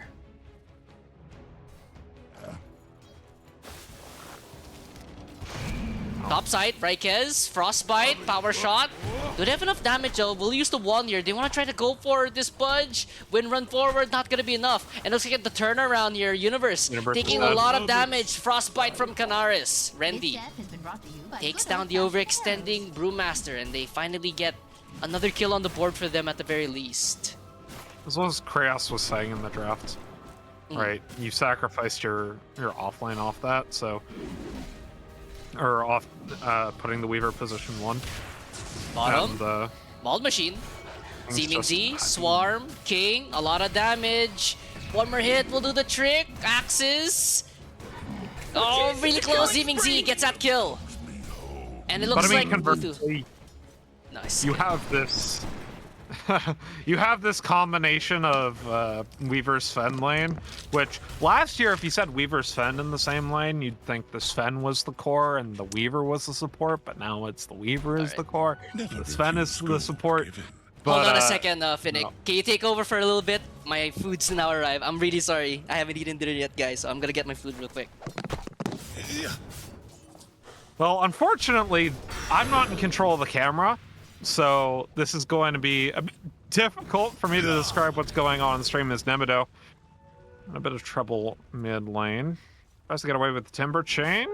Gets a water rune for his troubles, but It's a killing Chains spree. come out from DP, goes on a killing spree. Now 3,000 gold on the mid laner. Bit difficult. Bot side, Warcry being used, but just to save it off. And something that we saw in the something I was trying to say is that like this Weaver's Fen lane is really, really strong, right? You sacrifice your off lane, but at the same time you have such a winning combination bot, and doesn't say that top side. Canaries goes down, Rendy gets power shot back onto Raikez. Might be able to trade around, but Universe still here. No! Raikez sticks away, and Rendy goes down to a myriad of auto attacks from Universe. Meanwhile, Zing found Muthu bot side. It is yeah, 88% Dota plus win prob. It is pretty much over now. Calling a game at 5 minutes, not really something I generally do, especially in Dota. But there are some games where, I mean, it's 14 kills to 3. It's almost 1,000 gold a minute worth of a net worth advantage, and your cores are just all so lost in lanes right now from with this Curious, and it really just comes. It's all off the back of that level 1 too. I guess this bot lane should be winning as the Pudge goes bot. A little bit of anti-synergy, hooking up Mauled Machine. Being able to get out as a result. Apologies, sorry, I had to get my food. I got Katsudon, Finnick. I'm hungry. I really want to eat this one. Pour on the Katsudon. speed. No, all the Japanese places around me are teppanyaki, because that's like the popular style of Japanese food in the US. But there's one takeout teppanyaki restaurant near me, which that's the thing, right? Is like strip mall takeout teppanyaki, because like teppanyaki, you think of it as like they're cooking it in front of you or whatever, but it really refers to the griddle and the method of cooking. There's one takeout teppanyaki place that has like the best sauce and also has like massive portions that I occasionally order from. You're making me really, really hungry than I really need to be right now, Finnick. I like Katsudon, but the only time I've been able to have like Japanese food that isn't teppanyaki is when I was in Seattle, beginning of 2020. There was this really low-key bar that served a lot of like Japanese food. So Katsudon was one of the things I ordered there. I really want to eat right now. You're really tempting me right now, Finnick. I just want to stop the cast Being in right now. trouble bot side though. Yep. Dive under Bit of an tower, but the overdive from TP. Zeeming Z. Oh, the hook! Right on nice the hook. money. I don't think it's enough damage, and the Maul Machine will come back here for King. Making kill right now, and Zeeming Z will die in the backline though. Dominating Sheik will be taken here by Canaris, but King gets hooked back in by Raikez. And as I was mentioning, it's 89% win probability for Egg right now. I said this game was over at the 5-minute mark, and it's one of those things where it's Dota, that's not really a thing. But the lead is very difficult to come back from when you have Ember Spirit that is this far ahead and a Weaver that's this far ahead.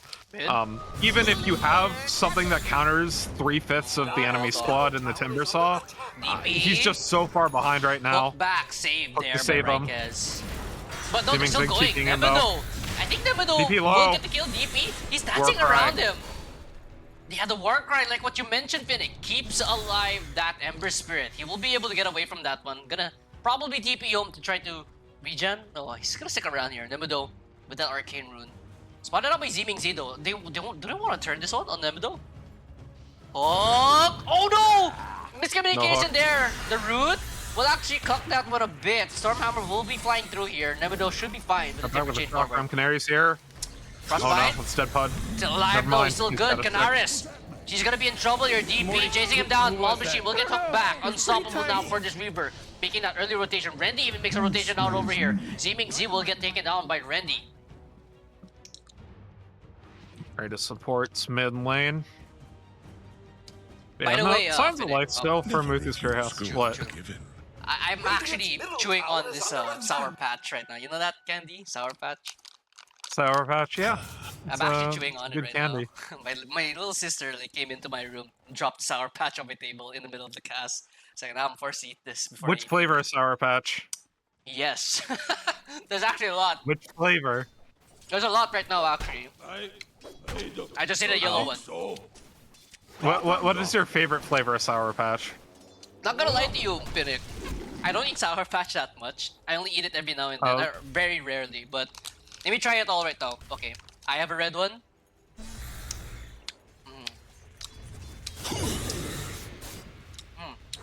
Mid lane. Red lane, hook. Hook Gonna miss out. misses. That's a pretty tough angle though. Denied. If only that hook was as good as my Sour Patch right now. Really good. AD Rune gonna be picked up here by DP. Nemedo trying to dance around this one. Should be fine for now. I'm gonna eat the orange one now, Finnick. Alright, definitely not orange. Oh, Raikes? He's dead. Yep. Look at these Remake. stacks. Oh no. But in the triangle though, Maul Machine and DP. They're attacking the stacks and they want to try going for more here. Primal War gonna be used here by King. Can he try to find any of these kills? The dive, the bug right on top of him. Maul Machine is now on a monster kill streak and they're tipping up King right now. And the stacks. AD Rune on this Ember Spirit. Come on, see that. You know you want to try to slide that one. Yep, and he's gonna get it. So far, 19-6 in favor of Egg and Maul Machine on this Weaver. I think we're seeing a repeat of game number 1 where Rendy, he went 11-0, but now Maul Machine, he wants to up his game. He's now 8-0 in 11 minutes in. And now I'm gonna eat the green Sour Patch. Okay, I think I like the green the most so far. Dire's top tower is under attack. Remember if green Sour Patch is lime or green apple? Tastes like lime. Dire's top tower is under attack. Okay. Okay, purple. Dire's top tower has fallen. Nah, no. I think purple's definitely grape, right? Bottom, Muthu escapes with his life. Yeah, no, purple is probably my least favorite right now. This has turned to a mukbang stream. It's pretty damn... What about the blue? Do you at least have the blue Sour Patch in your bag? Oh no, I don't. Oh no, that's the best flavor! I think it was blue, that was my favorite. Oh wait. Okay, I'm looking at the back right now. Lemon, raspberry, black currant, orange, and lime. What the hell's black currant? Is that like... I think that's like grape. Blackcurrant is like it's a berry, but it's British. Oh. It's not very popular here. I actually don't. I know currants are like a thing that like a lot of Europeans like know the flavor of, but in the States, currants are just like onto not a thing King that- here. They're gonna get this member as well. Right, guys, already Well, tipping they up kill King. them before they kill him. That is so rude. Yeah, this mental warfare. Mage Slayer, by the way, on the DP. Radiant's middle tower is under attack. Why did? Dire's bottom tower has fallen. It's just I get you're up against a timber saw, but like Mage Slayer. Dire's bottom tower is I guess Mage Slayer is like for the overall game, right? Yeah, you still have a CM, you still have a Snapfire. Technically Sapphire, but... The thing is, like, Ember Spirit's not able to constantly keep the dot up on Mage Slayer, like a lot of other heroes are. Right? It's, when the Mage Slayer build was popularized, Mage Slayer dot lasted for quite a bit longer, or the debuff lasted for quite a bit longer. Yeah, Mage Slayer was busted. But, like... Oh, mid lane, It was. Muthu, the roots right on top of both of them, the hook back. Beautiful teamwork. And the Timber saw Nemedo. He's just dead. Just GG out. Just GG out, please. Save yourself the mental anguish. Yeah, GG out so that I can at least like maybe have a bite of my katsudon. I'm gonna turn the stream into a mukbang stream if things keep going like this. Do you know the first time I heard about katsudon? What was it? It was I was watching an anime by the name of The Devil is a Part-Timer. That's actually hilarious. Meanwhile, Seeming Z will get killed off here by Canaris with Maul Machine. We'll be able to find Canaris himself thanks to the hook from Raikes once again. So basically, at the very start, Devil gets oh no, Uh-oh. Muthu. it's fine. Maul Machine double kill. Nemido being chased right now by Maul Machine. Maul Machine still has a time lapse. Greipnir, by the way, on that Weaver, but he will be using the time lapse to get away. It's first season's really funny. Second season, we'll pretend doesn't exist. But basically, it's okay. So you have seen the anime. I have seen it, yes. I haven't seen Okay, part... okay. Well, so it's the moment in the first episode where he like ends up at the police station and they hand him Katsudon, and like in the English dub, and in the English dub, because he doesn't understand what they're saying necessarily, he calls it Cat's Doom. That's the first time I heard about Katsudon. Cat's Doom. That's really not funny. The English dub of the first season is actually really good. Highly recommend that watching the first season dub. Oh, speaking about dubs here, looks like Ember Spirit chasing forward for Nemido. Nemido, a little bit of getaway. Oh, Hook, gonna be missed out there by Raikes. No, not this time.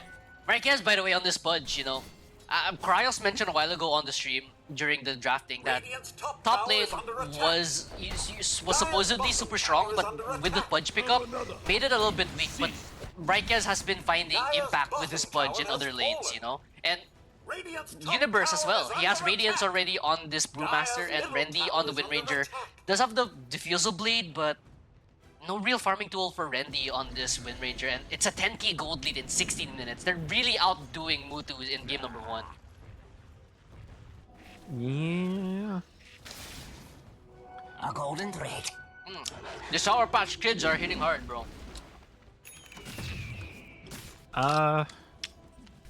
You know, there's Sour Patch Kids, right? But in the States, there's another piece of candy that's very popular at like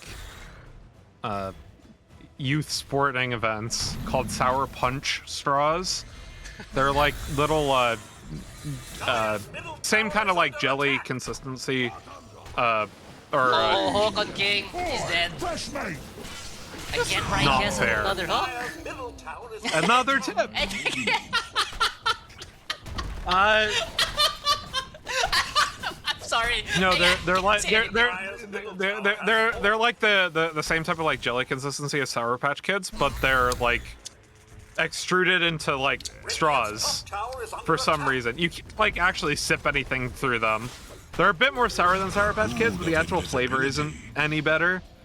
For the longest time, I thought they were made by the same. Oh my god! Oh my goodness gracious! For the longest time, I thought they were made by the same company, but that apparently is not the case, and I feel lied to as a child. By the way, Miramo in chat, he's asking another hook. No. Raikes! He's 3 for 3 so far in this ban. He's actually unstoppable. Just with these damn hooks, so much impact on the Raikes. But anyways, Miramo in chat asking, can someone explain the joke? There's no real joke here, Miramo. He does play League of Legends. He's my friend. So imagine emoting on someone after you kill them. That's basically what tipping is in Dota, in a league sense. That's how I can explain it. Can you confirm with me, Finnick? It depends on the emote, actually. I would think, like emoting on someone is like yes, it's supposed to be like a sign of disrespect, but like. It's like tipping in Dota is like a sign of disrespect as like wow, you fucked up, instead of hold on. Oh, the like, shackle shot! you. It actually catches out 2 heroes here, right, Kez? Looks like he will be the first one to fall with a question mark. Yes. And he still falls. Randy falls before Raikes and he hits the shackle. Oh, that's incredible. No. Hold on a second though. Nemido will die off here, and this fight is just going absolutely terribly right now for the side of Muthu. And DP is in the damn base. He actually could clean up the rest of them here. DP, he's just manning right now. Triple kill right now for the Ember Spirit, and he's gonna find the last one, potentially one more hit on this Vampire. DP, an ultra kill, 19 minutes in. And Canaris, yeah, he's so good. but no, it's like the implication of tipping somebody on the enemy play, because tipping is intended to be a compliment to your teammates or like your enemy if they make a good play, right? So that's like the intended purpose of tipping, but tipping as a sign of disrespect is basically the opposite. So you either tip someone when they make a really good play, or you tip somebody when they make a really boneheaded play. Or a play that you want them to think is boneheaded. So that's like why people tip to tilt. It's not the exact same thing as emoting on someone, because like... Actually, I don't know if you... I don't think this is obviously big news enough to reach international headlines, but there was actually a little bit of controversy here in the Philippines in a League of Legends tournament. Basically, in this certain tournament, they did not allow emoting in general, right? So if you emoted, basically you went banned. As Rikes gets another hook onto Canaris. And actually, they want to try to fight this one up here. Canaris, in the middle of everything, Primal Shot Ward will did land onto absolutely Ember nothing. Spirit. Yeah, he had a shield rune on. Actually, Ember Spirit will get the kill onto King, but King will find Rikes. So a little bit of a mental victory, but no mana right now on this Ember Spirit. He's gonna get chained up here, or slowed up here by the Diffusal Blade. He's forced to fight up here with Rendy, but Rendy, he's happy to stand his ground, thanks to the help of Nemido, and looks like DP. He gives away 1,000 gold on that Ember Spirit. And here comes Universe here. Can he try to clean anything Well, up it's here? 1,700 gold. Or like 1,800 gold. It was 1,000 gold just to the person who killed it. Yep, Muthu. He's gonna die here. Gonna take out thanks to Universe, chasing him down. TP out onto Rendy. Rendy closing in on a BKB. But anyways, back to what I was saying, Finnick. So there was this tournament that didn't allow emoting, right, on League.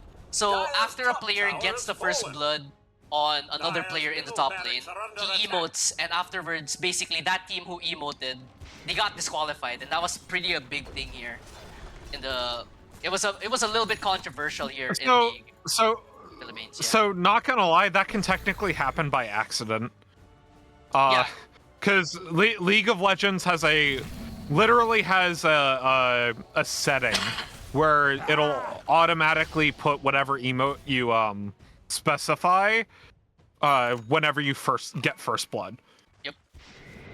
So like quite literally, like it could have just been like a complete accident, like they had it set for another tournament or whatever, because they have it normally set on either as a tournament realm account if it's a professional tournament, but if it's an amateur tournament, they're playing on their normal account, in which case makes more sense. But yeah, it's yeah, yeah, that was. Why did you make me think of League of Legends esports? I was just mentioning it because Miramo was in the chat asking like why I was laughing at the tips on the game. I get it, but like don't remind me of my League casting days, please. Ooh, Phoenix League casting days, scary. Are you scared yet, Phoenix? Oh, long range, a little bit too long there, but Rikes, he actually oversteps his boundaries here. Can he try to get this kill here onto Rikes? Very low. Actually, it's not gonna be Universe falling. CM will follow him into the grave. Rikes will eventually fall down. Buyback from the Crystal Maiden. King will also fall down, but Canaris, TP's in the middle of everything right now. Shackle shot right on top of his Weaver. Can he try to get this kill? Or rather, can he try to disengage Canaris? He's gonna straight up die back. King will actually buy back himself. Muthu taking a whole lot of damage there from that Ember Spirit. Ball Machine now with a triple kill. Can he try for a Rampage here? Does he want to try to get this one? Shackle shot's gonna miss out here. Ultra kill right now from Ball Machine. It looks like he wants to try for this Rampage. One more hit. Can he try to give it? Come on, give it a Rampage, Ball Machine. He'll get a Rampage here on the Weaver. He gets a double Rampage on the Weaver. Can he try to get even more here? The stun off here on top of Nemido. The root, it's way too much. Will it be a triple? No, I don't think no. No way, right? No, they're diving for this one. Okay. I thought for a second they were gonna throw the game just for a triple Rampage attempt, but yet another Rampage on the Weaver. That's what we call pulling an Ana, but oh, no hook. Hook, 23 minutes in with a Rampage. I mean, this game lasted about as long as your average professional League of Legends game, so, you know. I thought you didn't want to... I didn't say that. You said that. I'm not the one reminding you of your League of Legends pass. You said that. No, I mean, it has way more kills than your average professional league. It has probably about 5 times as many kills. Not even. It probably has about like 7 or 8 times as many kills as your average professional league of Legends. No, it's probably closer to like 5 or 6 times as many kills as your average professional league of That's how where Legends. you want to be. Gets hooked back. And look at the Gleipnirs. Look at the chain stuns. They're outside their damn base. Mold machine. They just call it. They There's don't want to the play GG. anymore. Finally, GG is called 24 minutes in. But a rampage, by the way, by a Mold machine. A double rampage. And it looks like game number 3 is on the horizon here between Egg and Muthu. By the way, Finnick, I didn't really mention this one, but game number or whoever wins this game, or rather this series, they punch their ticket straight to the grand finals. So 20 and 0. So Muthu's Curry House. I really hope they have a really strong mental after that game, because there are 2 ways it could go, right? The unhealthy one is, well, we got completely curb stomped. The healthier one, and the one that I think they're probably going to take, is like, well, level 1 we just kind of threw, and then they just kind of snowballed, and, you know, it is what it is. We got 1 more game left in the series. Egg, meanwhile, are probably hyped as fuck and have really good mental going into game 3, so it'll be interesting to see how they adjust. I don't think Muthu's Curry House wants to draft or ban any differently after that game, because they're all going to blame it on the level 1. Yep. But we'll see when we get into the draft for game number 3. We're going to take a quick break. We'll be right back Yep. after this. Yeah, well said, Finnick. And just like what he said, we're gonna go into a quick break. We'll see you guys for game number 3. Egg and Muthu. Winner goes to grand finals.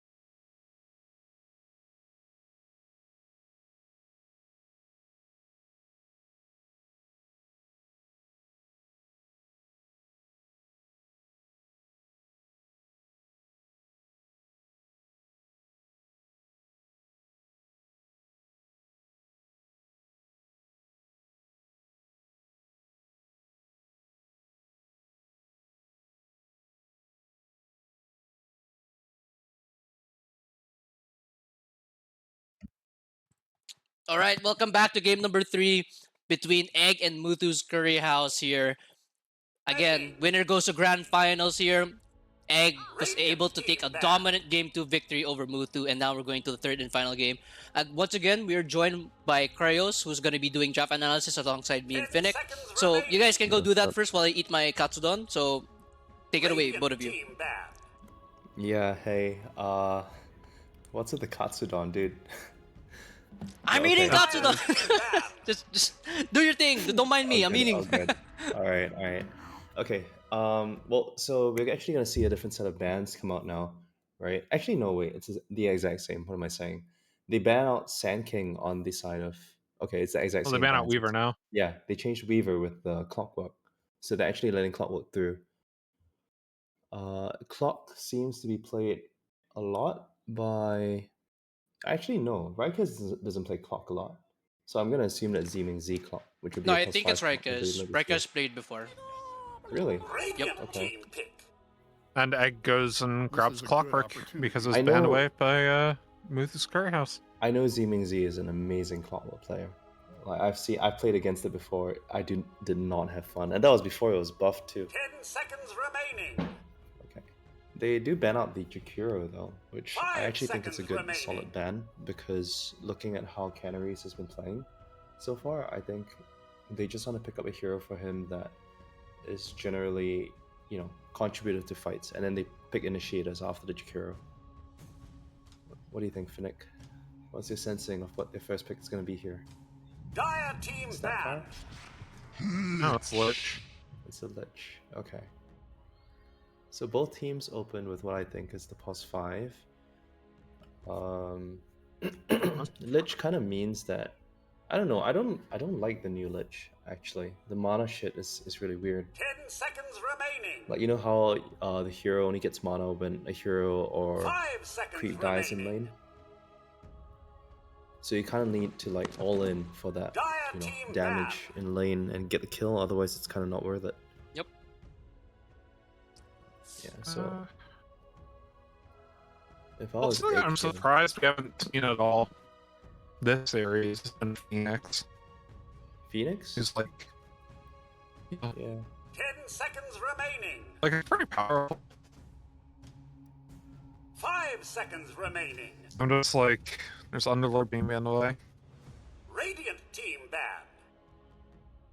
And like a lot of game number 1 came off of Muthu's Curry's house's supports.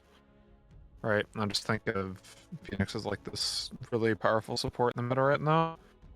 But I think it's because the 10 seconds Snapfire remaining. is kind of like open, right? So you're kind of scared to pick Phoenix into Snapfire. 5 seconds remaining. But if you move this Radiant Curry team House, then yeah, they could just pick the Phoenix and ban the Snapfire next. Which is surprising actually, because they just let the Dire Snapfire team through. pick. Nobody's picking Snapfire. come for Centaur. This is banned away in game number 1, not pick game 2. Hmm. So Muthu's Curry House, I mean, 10 draft wise, seconds right? They're remaining. revealing the 5 and the 3 here, so 2 separate lanes. 5 seconds I mean, remaining. from what I understand, like some teams like to do, is that they pick generally strong laners, in the first phase, and then they pick like the more specialized heroes later on in the draft. So it does seem like this is the strategy they're going with. Dire team With the pick. Centaur. I'm assuming. Honestly, I'm surprised they're not doing a Snapfire here. I can't think of another hero that they want on Muthu's Curry House. Maybe Hoodwink? No, it's banned. Yeah. I mean, they want Found Snapfire once again here. for Egg. Snapfire, maybe Dark Willow on Muthu's 10 Curry House on seconds Egg. remaining. I mean, I'm just thinking what combos well with the Centaur. 5 Dark seconds Willow would be good. remaining. I think this is I mean, I guess this is the 2 supports on Egg. Yeah. Which is, I mean, it's interesting, right? Because Muthu's Curry House has no flex. Egg, I'm assuming, has no flex. I don't think they're ever gonna put the Sven as 1. As far as I can tell, I'm not sure.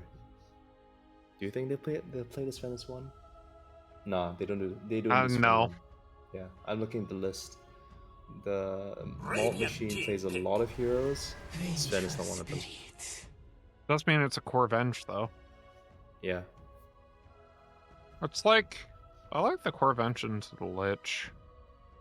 I like playing core Venge in general, but it's also very safe, gives you a lot of engage, gives you seconds save remaining. for whatever you want to pick.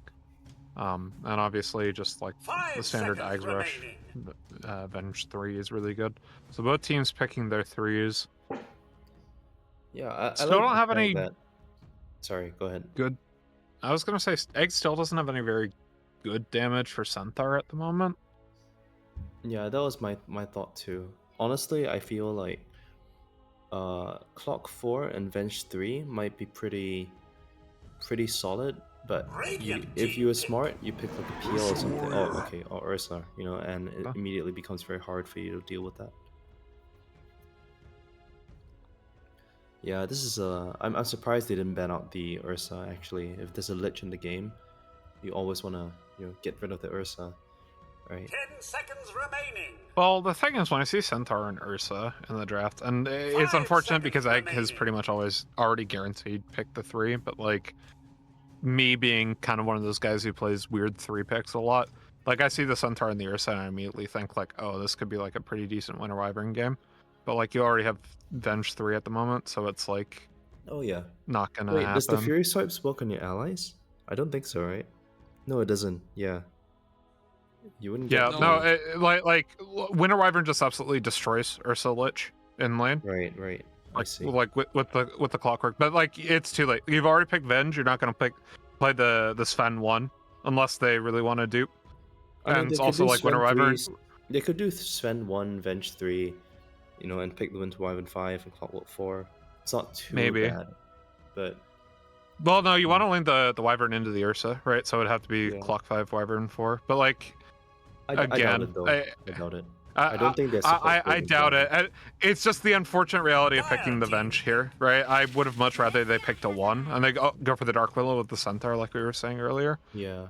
So This is looking up I to mean, be a Eggs. really hard draft for Egg right now because both Yeah. the heroes rely on kind of like committing on an initiation with the clock and then following it up with the Sven, you know, to either go in or go out. But Dark Willow kind of really screws with 5 it because seconds like if you want remaining. to run in into somebody with the clock and Sven, you're met with Terrorize. If you want to run, you have the Brambles to deal with. So I really think Dark Willow is a really nice pick here, actually, considering you Yeah. know Venge can also deal with the Dark Willow in fights. But man, nobody's gonna pick Snapfire. That's No one's gonna pick Snap. I mean, what does the Egg even pick here? Like my immediate thought is something like Drow, right? Just getting you something to kite the Ursa, kite the Centaur out. I mean, the way I look at it now is that Muthu's Curry House has really strong lane set, really strong team fight set. You can't actually fight them head on, and I think it kind of recognizes this and is going with a more, you know, try to isolate them and gank and kind of get pickoffs rather than fight them in like one big area right now. Like you have, yeah, it does seem like they want to go for a more pickoff strategy. And if I was Muthu's Curry House, I'd round it off with like a catch hero that can just stop them from doing all that shit, right? Like Puck 5 seconds or remaining. Yeah. Maybe even the Storm. oh yeah, Storm would be good. What else is in the pool for them? Earth Spirit would actually be pretty good for them as well, right? I Because- banned it out again. They've banned the Surge Oh, Spirit every okay. single match. I see. Sand King? Razor They banned Sand King? Oh, ban. they did. Okay. Sand King's already banned. Oh. It's been banned every match. Razor banned by Muthu's Curry House, so I understand banning the Razor when you got the Ursa, and it's a good lane into Centaur War Runner as well. So like, makes sense. I feel like I can see them doing again, Invoker here actually. Muthu, yeah, it Muthu's could be. Curry House. Invoker would be. I mean, it's not fantastic, but it deals with a lot of the problems that. I mean, the only weakness that they have, which is the fact that the enemy team might be able to pick them off like super quickly, and they might not be any kind of like 10 reaction. seconds Whereas remaining. Invoker kind of like deals with that the tornado 5 seconds and remaining. quotes that EMP, right? He controls an area, makes it really hard for you to engage or disengage. So I like the Invoker here. Egg needs a lot of damage right now. Yeah.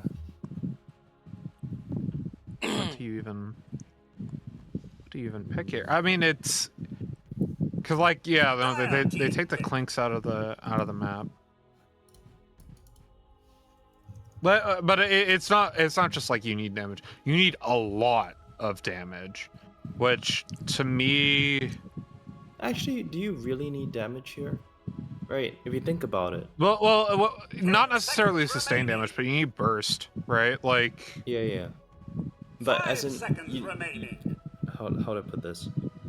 You are saying that they need burst damage, right? Because they want to kill the Ursa, they want to kill the Centaur and shit. But yeah. if you really think about it, right, you can kind of also have a kind of a fight where they just chip them down with flares, with clockworks like cogs, Ember Spirit, shackles, and Well, but if they do like- that type of thing, I think it opens up the Huskar for Muthu's Curry House, right?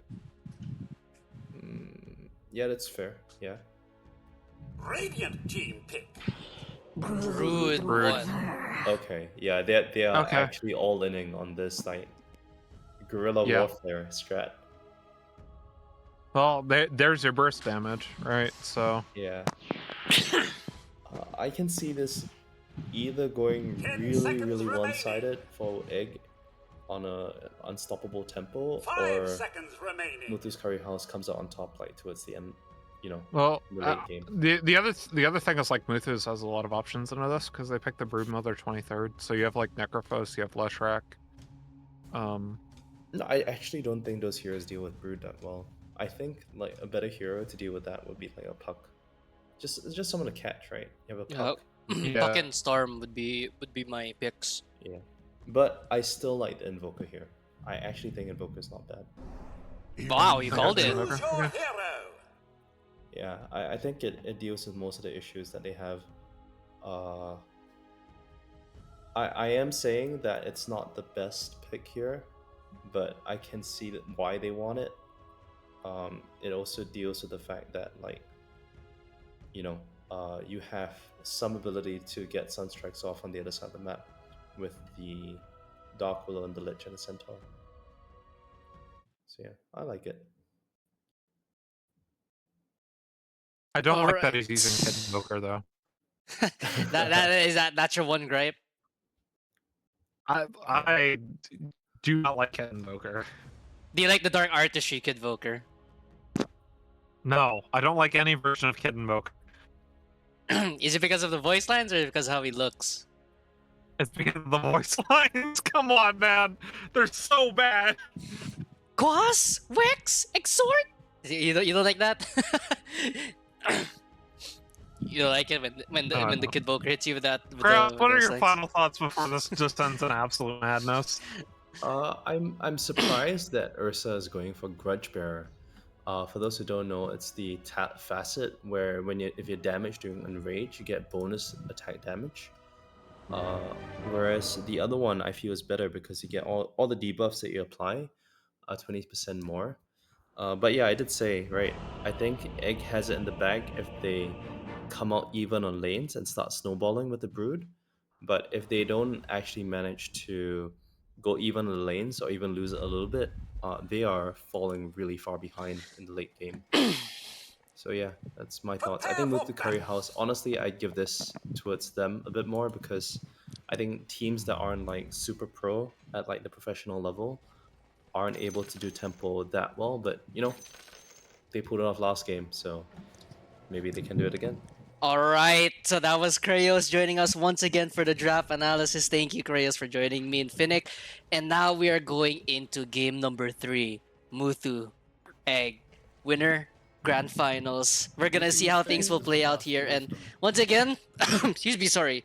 By the way, Finnick, 3 games in a row, 3 Svens in a row, Zeeming Z on Sven on all those 3 games. You got a feel for the guy. You know, the support hero.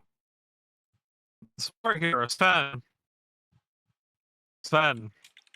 I really shouldn't like be that surprised because every hero becomes a support hero at some point, right?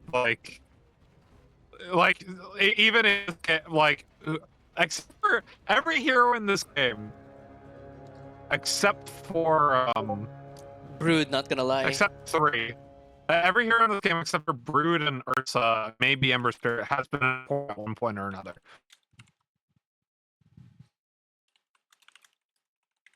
It's just, Alright,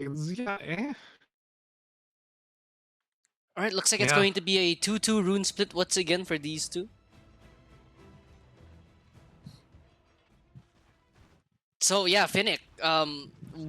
Actually, there's gonna be a little bit of a change on the lanes here. So Sven is gonna go with the Vengeful Spirit this time, and Raikez will be going up top with Maul Machine. That makes sense, right? You want to get the extra safety from the physical damage, or you want to get the extra safety, the war cry with the physical damage for your vengeful.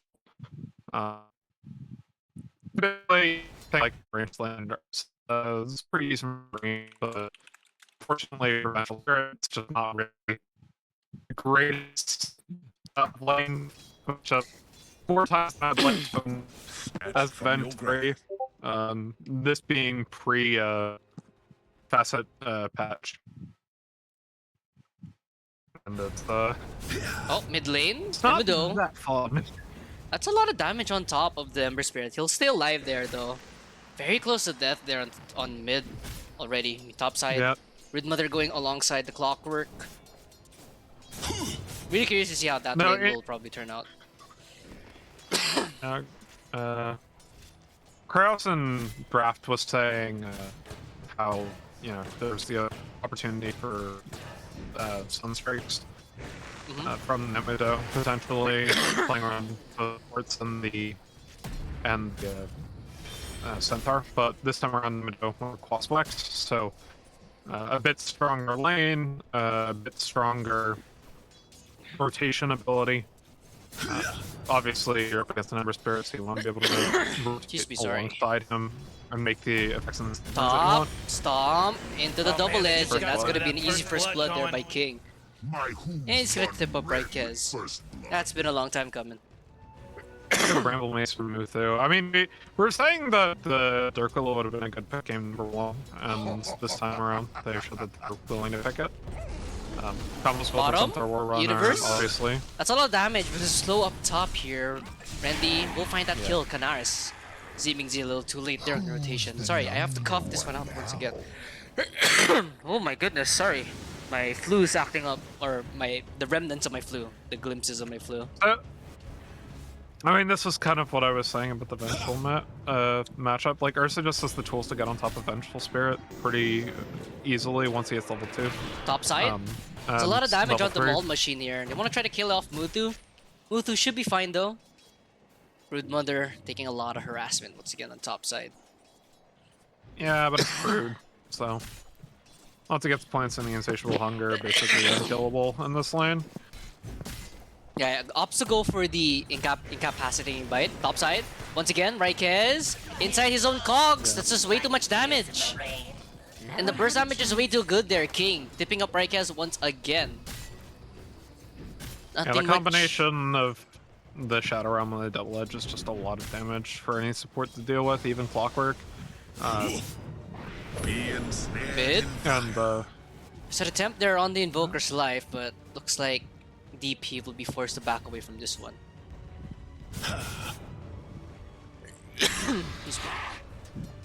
So yeah, no, Universe is just having a bad time, but as I said, I've played this matchup a bunch of times, and the Lich actually makes this matchup even harder. It's why I was like saying it was like very unfortunate that they picked this Vengeful Spirit. I see. All right, Zeeming gets a career at least. That's why I was saying it was very unfortunate for them to pick this Vengeful Spirit when they did, because they've already shown that the Sven can pretty much only be played support by them, and so you didn't have the option to rotate your Vengeful into support. You end up getting this really bad lane with the Ursa. And like the only way to fix it, as I Top side. mentioned, is Muthu has to be careful though. Gonna straight up TP out. Looks like he should be. Oh no, the cog pushback. out of realm. Do they have enough though? No, they do not. King will make his rotation down over here to help him out, but with that being said, TP was cancelled. Ball Machine unable to get that kill onto that Dark Willow. Actually, all the kills right now, if I'm not mistaken, they're all on Raikez. Or actually, no, I'm wrong. 2 of them are Raikez, 1 of them is on the bench. Yeah, but it's just like, again, it's like really unfortunate. Like this Ursa is such an incredibly good pick from Muthu's Curry House, and I'm surprised Egg, knowing that Muthu was able to pick this Ursa, didn't ban it Top if they were side, planning again. to go for the bench 3 anyway. Raikez most likely gonna get taken down, gets caught in the root even. A little unfortunate right there, but top Muthu Muthu turns around Shadow is Realm. good. Yeah, Insatiable Hunger use. And another tip. So by the way, King, that's his 3rd tip use, so he cannot tip Raikez anymore, theoretically. But they've got more tips. They've got 15 tips, not just 3. For the dead. Yeah, but Teammates, that's what they're for. I mean, yeah, I would have to agree with you, but in all honesty, it looks like they're targeting King's mental if these past few games. So I actually spoke too soon about the Quas Wex from Nemudo. He went the level 2 point in Wex, but is actually going Quas Wex Mid, Invoker. River, Canaris, taking a lot of damage right there from DP. Ice Wall comes down though, Zeeming Z. He's gonna get caught out, Sunstrike on the money. Raikez will also make his rotation down over here, but looks like he's gonna die once again. Cogs pushing back that Invoker. 3-man rotation for both these teams. DP still throwing out that Sight of Fist. Wanna try to turn here. Root on top of him. Looks like Canaris will die to that Sight of Fist. 1 for 1 overall in the mid lane. Yeah, these big winners pretty important in both their teams, being able to affect the sidelines, but I mean, we're looking at this right now. The Broodmother position 1 is just having, like, I was talking about how like bad the lane was for the Vengeful Spirit, but look at top side. If you look at net worth, it is 3,600 net worth on the Centaur to 1,900, so 1,600, 1,700 gold difference in favor Yeah, really of rough the right now. On Centaur War Runner. It's, and like, you pick Broodmother for a lot of reasons. Bottom, right? Sacrificial Bot Gaze, side. jumps on top of Universe, he is just dead. Top side though, Mold Machine will get stampeded on. Right on top, Sunstrike on the money, Nemedo. Finds that Sunstrike kill and uh-oh. Things aren't looking too good for Egg to start off game number 3. Always wanted to be a giant space crab. I mean, this was like... it's kind of like game number 1, right? Where we favored the egg draft for certain lanes, and then those lanes ended up losing. I think we did favor this Brood lane in the draft, but we expected the Vengeful Spirit lane to be pretty lost, but it's just the power of the Dark Willow from Muthu. It was a really good Dark Willow pick, as Chris was saying in draft. Combos well with the Centaur War Runner and just harasses the living H out of the support in the lane, and therefore harasses the living H out of the Broodmother. And Broodmother is a hero that needs to snowball, right? You can't not win lane on Broodmother, and having lost, it's going to be very difficult for Egg to actually come back into the game. Like, I favored the Muthu's draft Top side, overall. Muthu. Gonna get ran at here, stuck inside the cogs. Can they get this kill though on this Willow? The push back from the cogs is gonna be enough to cancel the TP. But here Canaris comes is here, King. though. Canaris is also in the area. Raikez will find Muthu. King also makes his way over here with the stomp, but he's not able to save his Dark Willow. Kill going on to Raikez is the worst person to get that kill on, unfortunately. Mid, But DP, man fighting against Nemedo right now. Does he have enough? He does have a Sunstrike available. Sunstrike. He's gonna use it. Oh, actually, wait! DP! nice try with the Sunstrike. Yeah, and not just that, he misses on the Sunstrike and DP. Surprisingly, he has enough damage to get that kill on top of Nemedo. So, very big bounce back there for DP. Tower is under attack.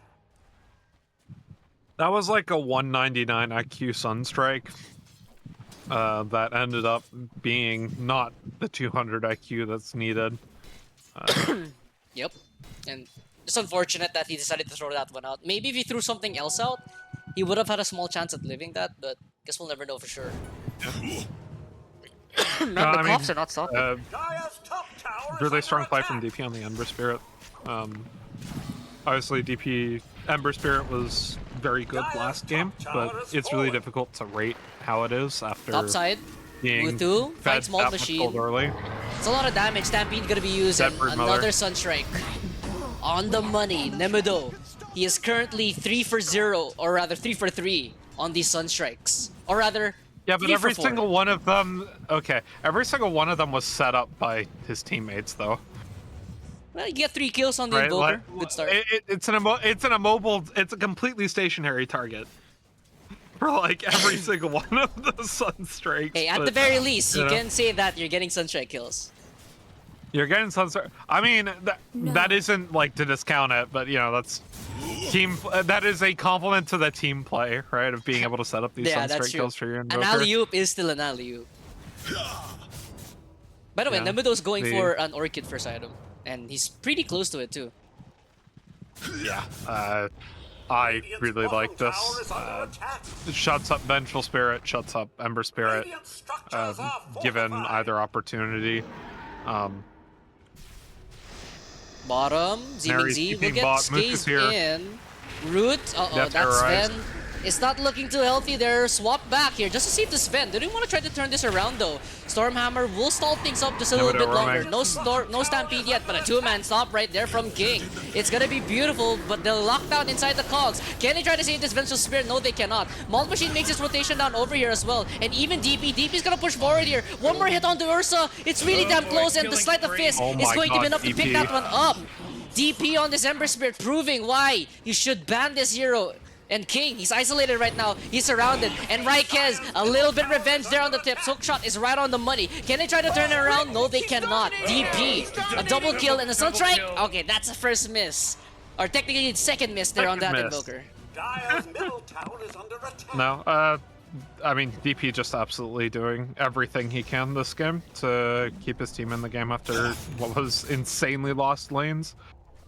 Brood Mother, now level 6, so has the ability to farm back into the game, potentially, but still has a long ways to go to get the gold necessary to make a huge impact, so they're really going to rely on this Ember Spirit early on. Radiant's bottom tower That is said, under attack. the Orchid coming out in 6 gold from Nemudo is Radiant's going to bottom put a tower little has damper on fallen. DP's plans this time around. Doesn't quite have the Mage Slayer yet, so really good idea. And in fact, Nemudo Invis Rune, not I Ghost think Walk, he's trying to gonna set- have this set up. Orchid come out. Oh. Just gonna set up for a surprise Okay. Orchid. Just in time. DP will be backing away there. Ember Spirit going to go back home. Ursa closing in on that Battle Fury. This should be a 14-minute Battle Fury, or rather, yeah, I'll say 15 actually.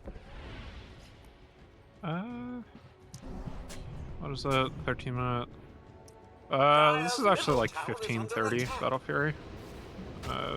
Oh, hold on a second. I hear a hook shot going through. Nemedo gets caught out here by Raikez. Do they have enough damage? There's gonna be the Curse Crown gonna be popping on top of Raikez, and King will pick up that kill. It's actually Raikez all alone here, trying to set things up for his team. Nemedo will stay alive, and now I think they now know that there is an Orchid available on this Invoker, so DP will now be very wary with this pickup.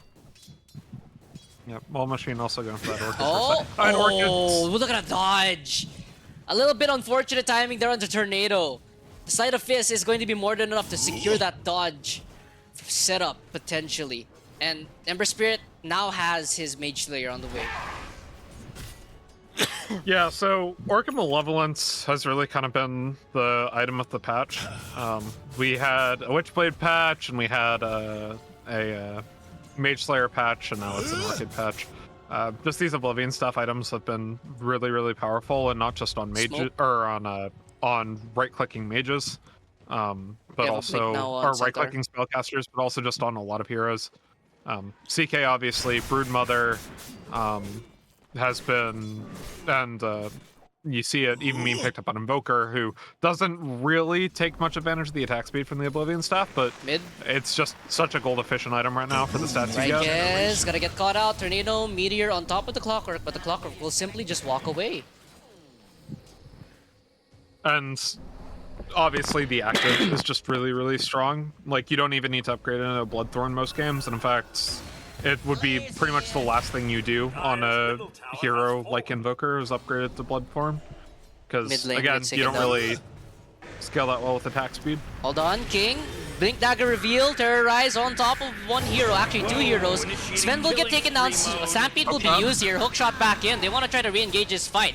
In the side, the Cogs right now is King. Ember Spirit is still lurking around here with that Mage Slayer.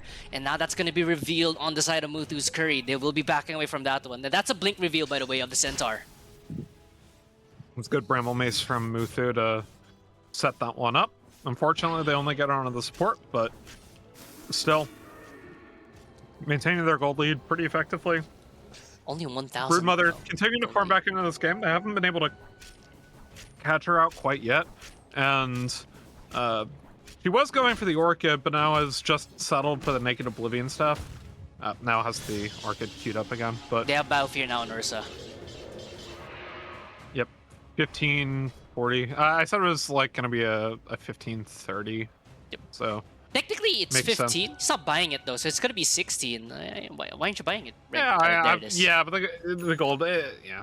There I said it was is. gonna be 1530. So there it is. On the approximate GPM of Ursa early in the game. We see an Urn of Shadows from Raikez trying to help deal with the Centaur Runner a little bit. Gonna turn that into a vessel. Yep. A lot of gold right now on Nemedo. Nemedo looking for the 4-staff next, and now after that really tumultuous laning phase there on the side of Egg, things have now slowed down quite a lot. 11-6 now, 16 minutes in. Only 1,000 gold lead, so despite being up 5 kills, it's only 1,000. They're only 1,000 up here on the side of Muthu. Yeah, that happens to be just because a couple more kills went on the supports for Egg, and the Broodmother doing Broodmother things, able to farm back into the game pretty effectively. As I said, it's a hero that really wants to snowball, but you can farm back in, given the opportunities, and especially because she's been completely untouched. Playing around the team vision quite well, and the team's always kind of creating a 4 protect 1 line for the Broodmother to come back into the game. Once she gets her Orchid, it's going to be a fight timing for Mauled Machine, and we'll see how they decide to play around that once it happens. Dean P, meanwhile, going for the Maelstrom. So Maelstrom Mule, so I'm surprised he's not gonna opt into the Maelstrom BKB, but I guess Yules does have a relatively faster timing compared to the BKB, and I mean, I would still rather get a BKB. I mean, so the idea behind the Yules, right, is like you just need a Dispel for Orchid, is the idea behind going it instead of BKB, just because it's a little bit faster. But and also Ember Spirit just doesn't like BKB as an item. It always kind of hurts to buy it on Ember Spirit, so a lot of Ember Spirit players will find any excuse to not go a BKB in a game. Amen. But like you're still like even with the Orchid taken care of, you're still up against lots of stuns that can be set up pretty easily. 2 of them being point and click, 1 of which you can dodge. But it still is one of those cases where I think it's a little bit greedy, and if given the correct opportunities from Muthu's Curry House, could be taken advantage of, not going to BKB. Roshan. That said, Ursa doing Ursa things, hits level 12, takes Roshan, doesn't even want to solo it because Ursa's team's here. Yeah, they actually don't know that this is happening. They waited for the Rocket Flare to expire, and now they're throwing out another Rocket Flare, but I think it's gonna be way too late. They know it's gonna happen a little bit too late. 18 minutes in, they get the first Roshan. And by the way, that's a Blink Dagger now on this Ursa, but at the very least, Vengeful Spirit will pick up her Aghanim Scepter. No Vengeful Venge Ags, but no points in Vengeance Aura, so it needs to hit level 11 before that Vengeful Spirit Ags actually works. Yeah, hopefully they don't catch out the Venge. Right now it's just 30 stats, 175 health, 175 mana, but they use the Twin Gates actually, Smoke. Hey, but you're a Ziming Z? universal hero, so 30 stats is 30 stats, right? Ooh, Ziming Z barely gets caught out there by the smoke, so they know that. Wait, Ziming Z is gonna go back in. He's gonna pop the smoke of the Invoker as well. They know that they're in the area, and I think they know that they were smoked as well. The ward, by the way, just barely expired as soon as they put down that ward. Ziming Z gets caught out here, takes the ward. What's Ziming Z doing up here? Muthu? Looks like they're playing a little game of cat and mouse. Yeah, but Universe, they were waiting to get the eggs effective on Universe. He now has the points and Vengeance Now he aura, has so... like, this Axe is fully online. The Orchid is online for Mold Machine. He has a lot of Spiderlings. He's level 12, going into that BKB. Really, and we see the smoke coming out from Egg as well, so this is the timing that Egg wants to take.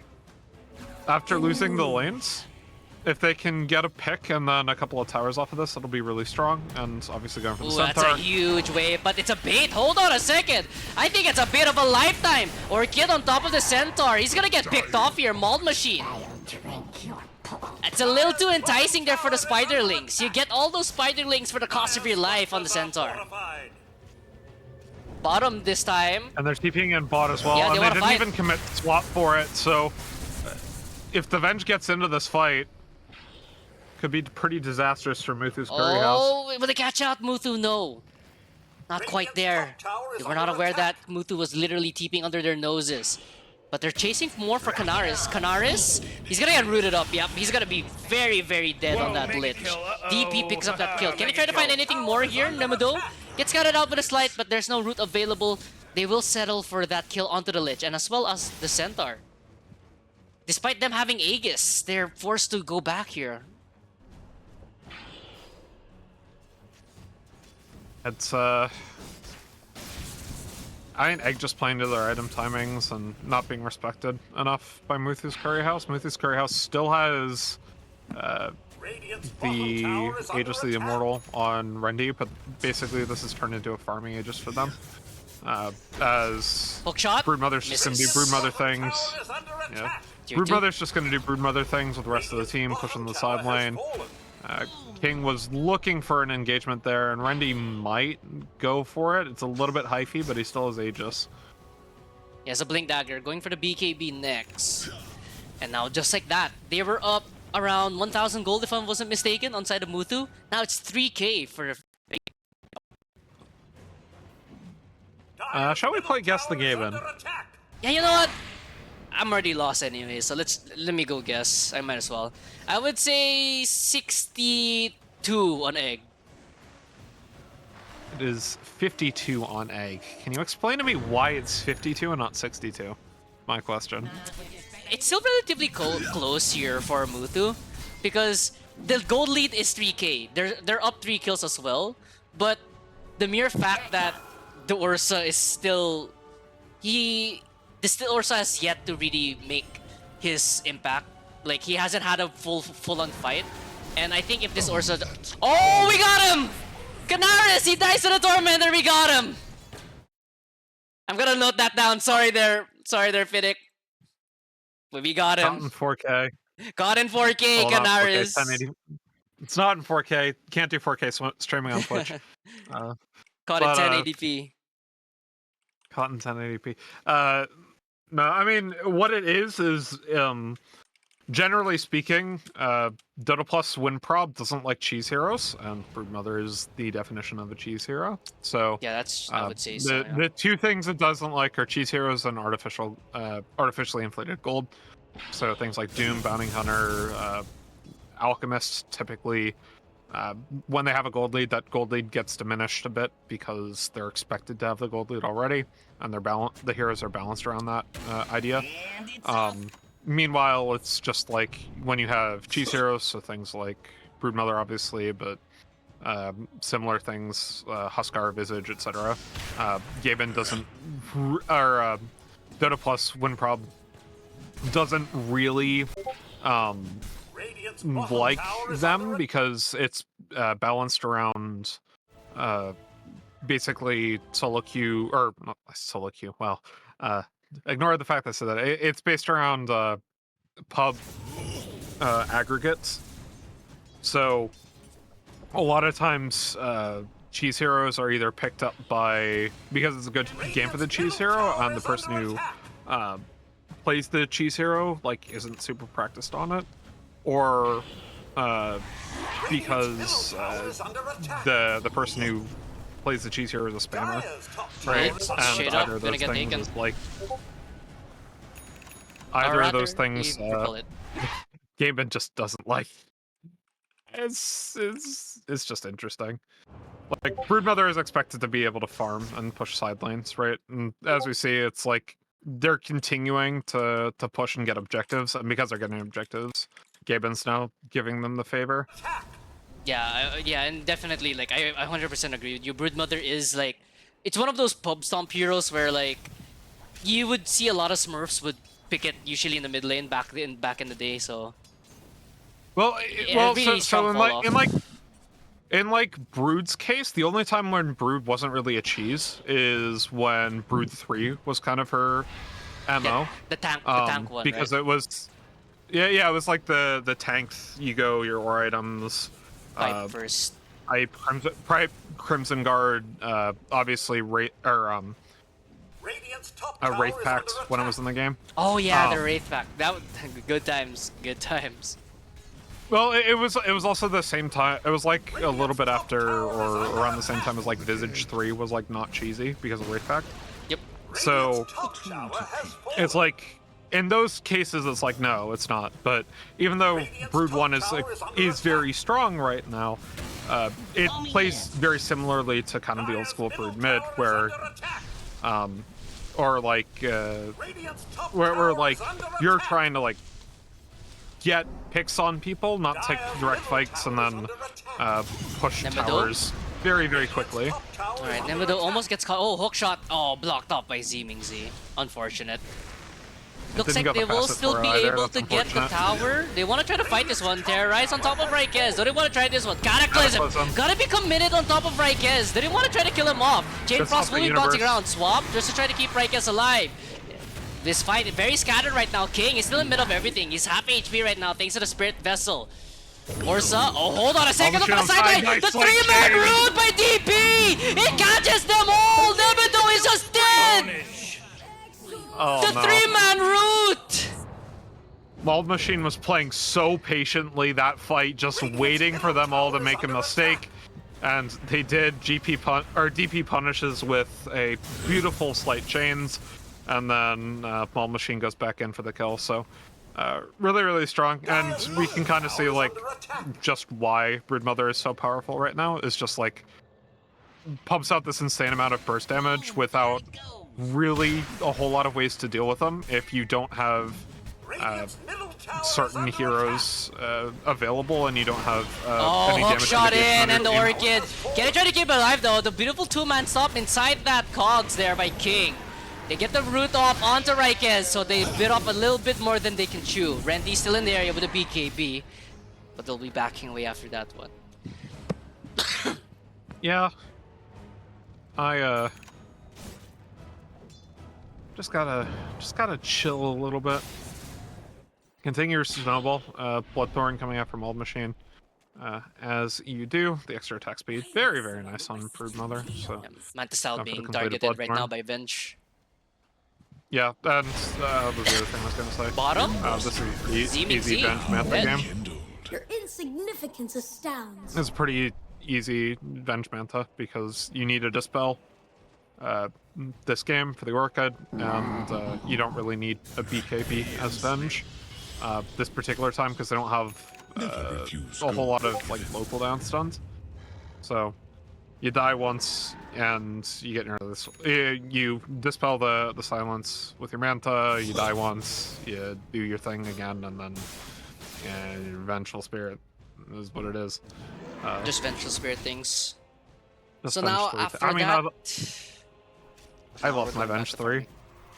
no, I agree with you. Vengeful 3 is just pretty. It's pretty fun to play with, honestly. Not gonna lie to you, especially with the Yags. You basically get to play the game 100% uptime, or almost 100%, assuming you don't let your illusion die. But Roshan now available on the side of Egg, and looks like they're going to be heading straight into the pit.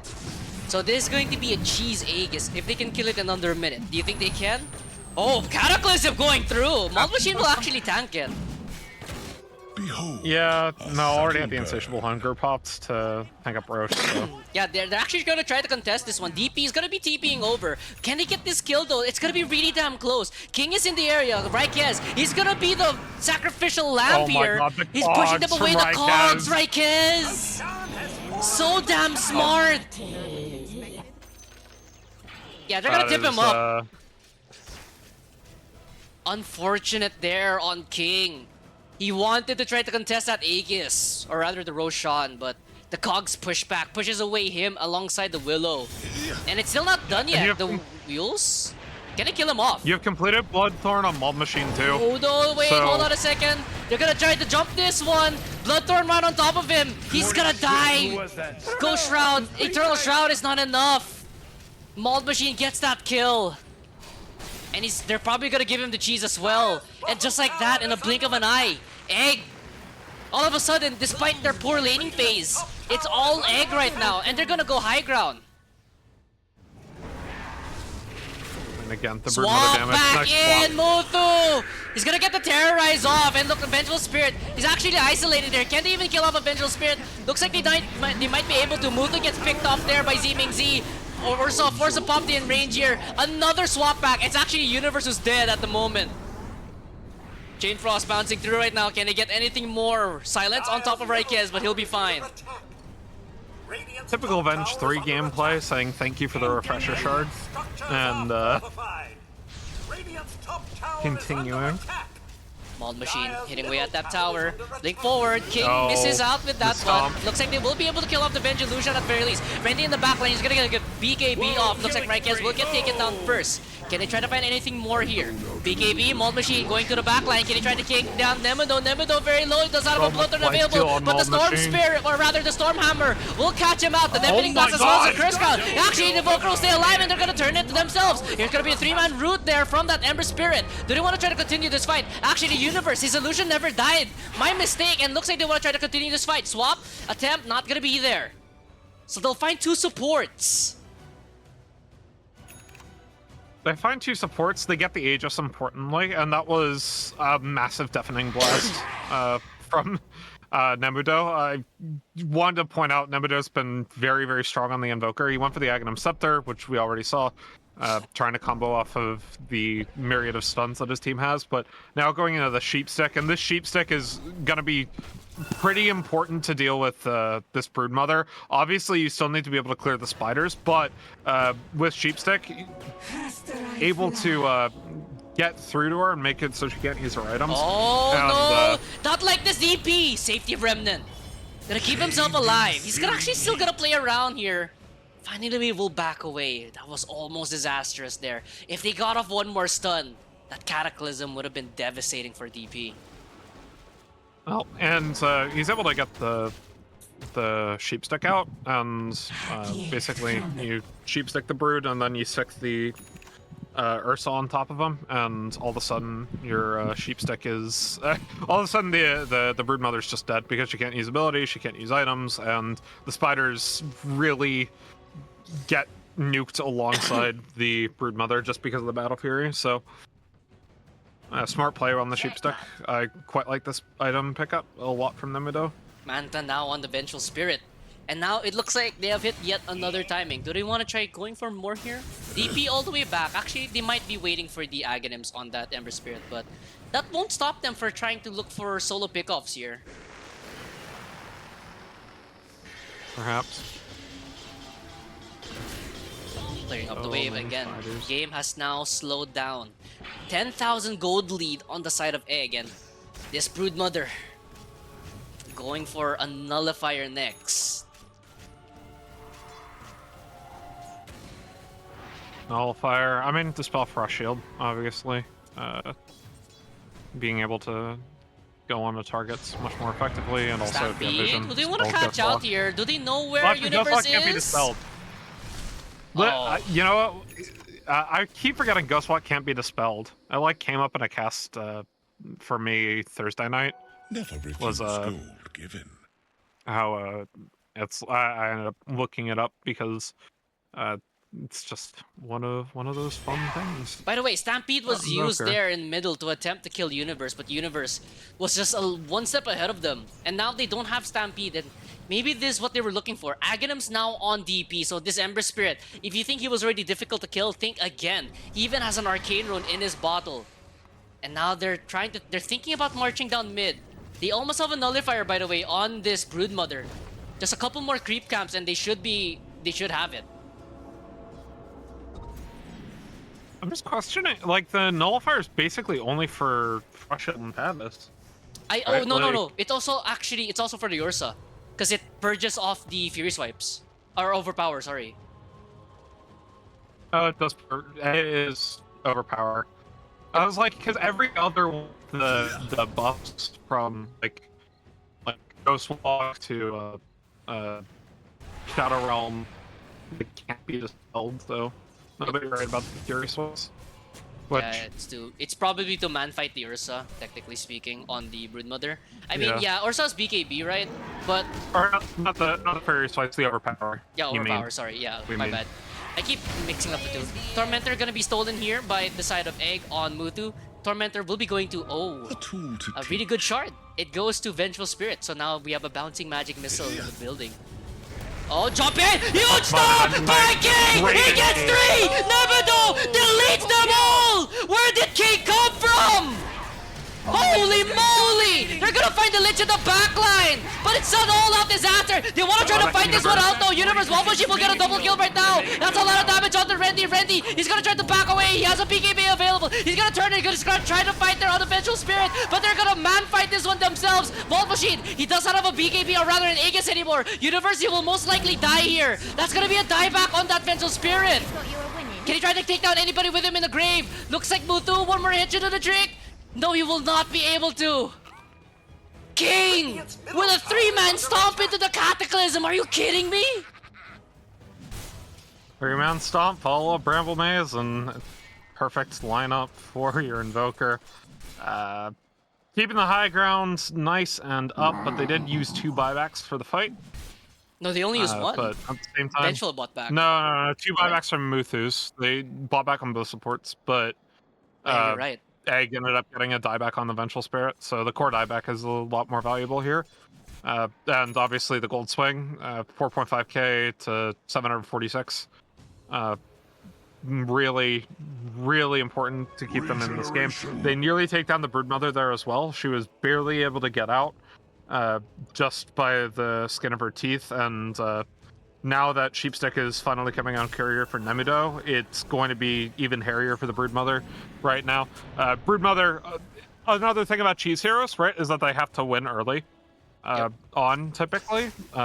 They kind of are on a timer, and that's kind of what you're seeing with the Broodmother right now, is that she does a lot of burst damage, she does a lot of that damage early, and she's able to get a lot of gold really quick, but at the same time, she is very squishy. And if you have overwhelming damage onto her, you kill her and you have 2 forms of clear for the spiderlings, it turns fights very, very much against you once they have items to counter you, and that's what the Sheepstick is going to be doing. Right now, Dota Plus win prob says 78% to Egg.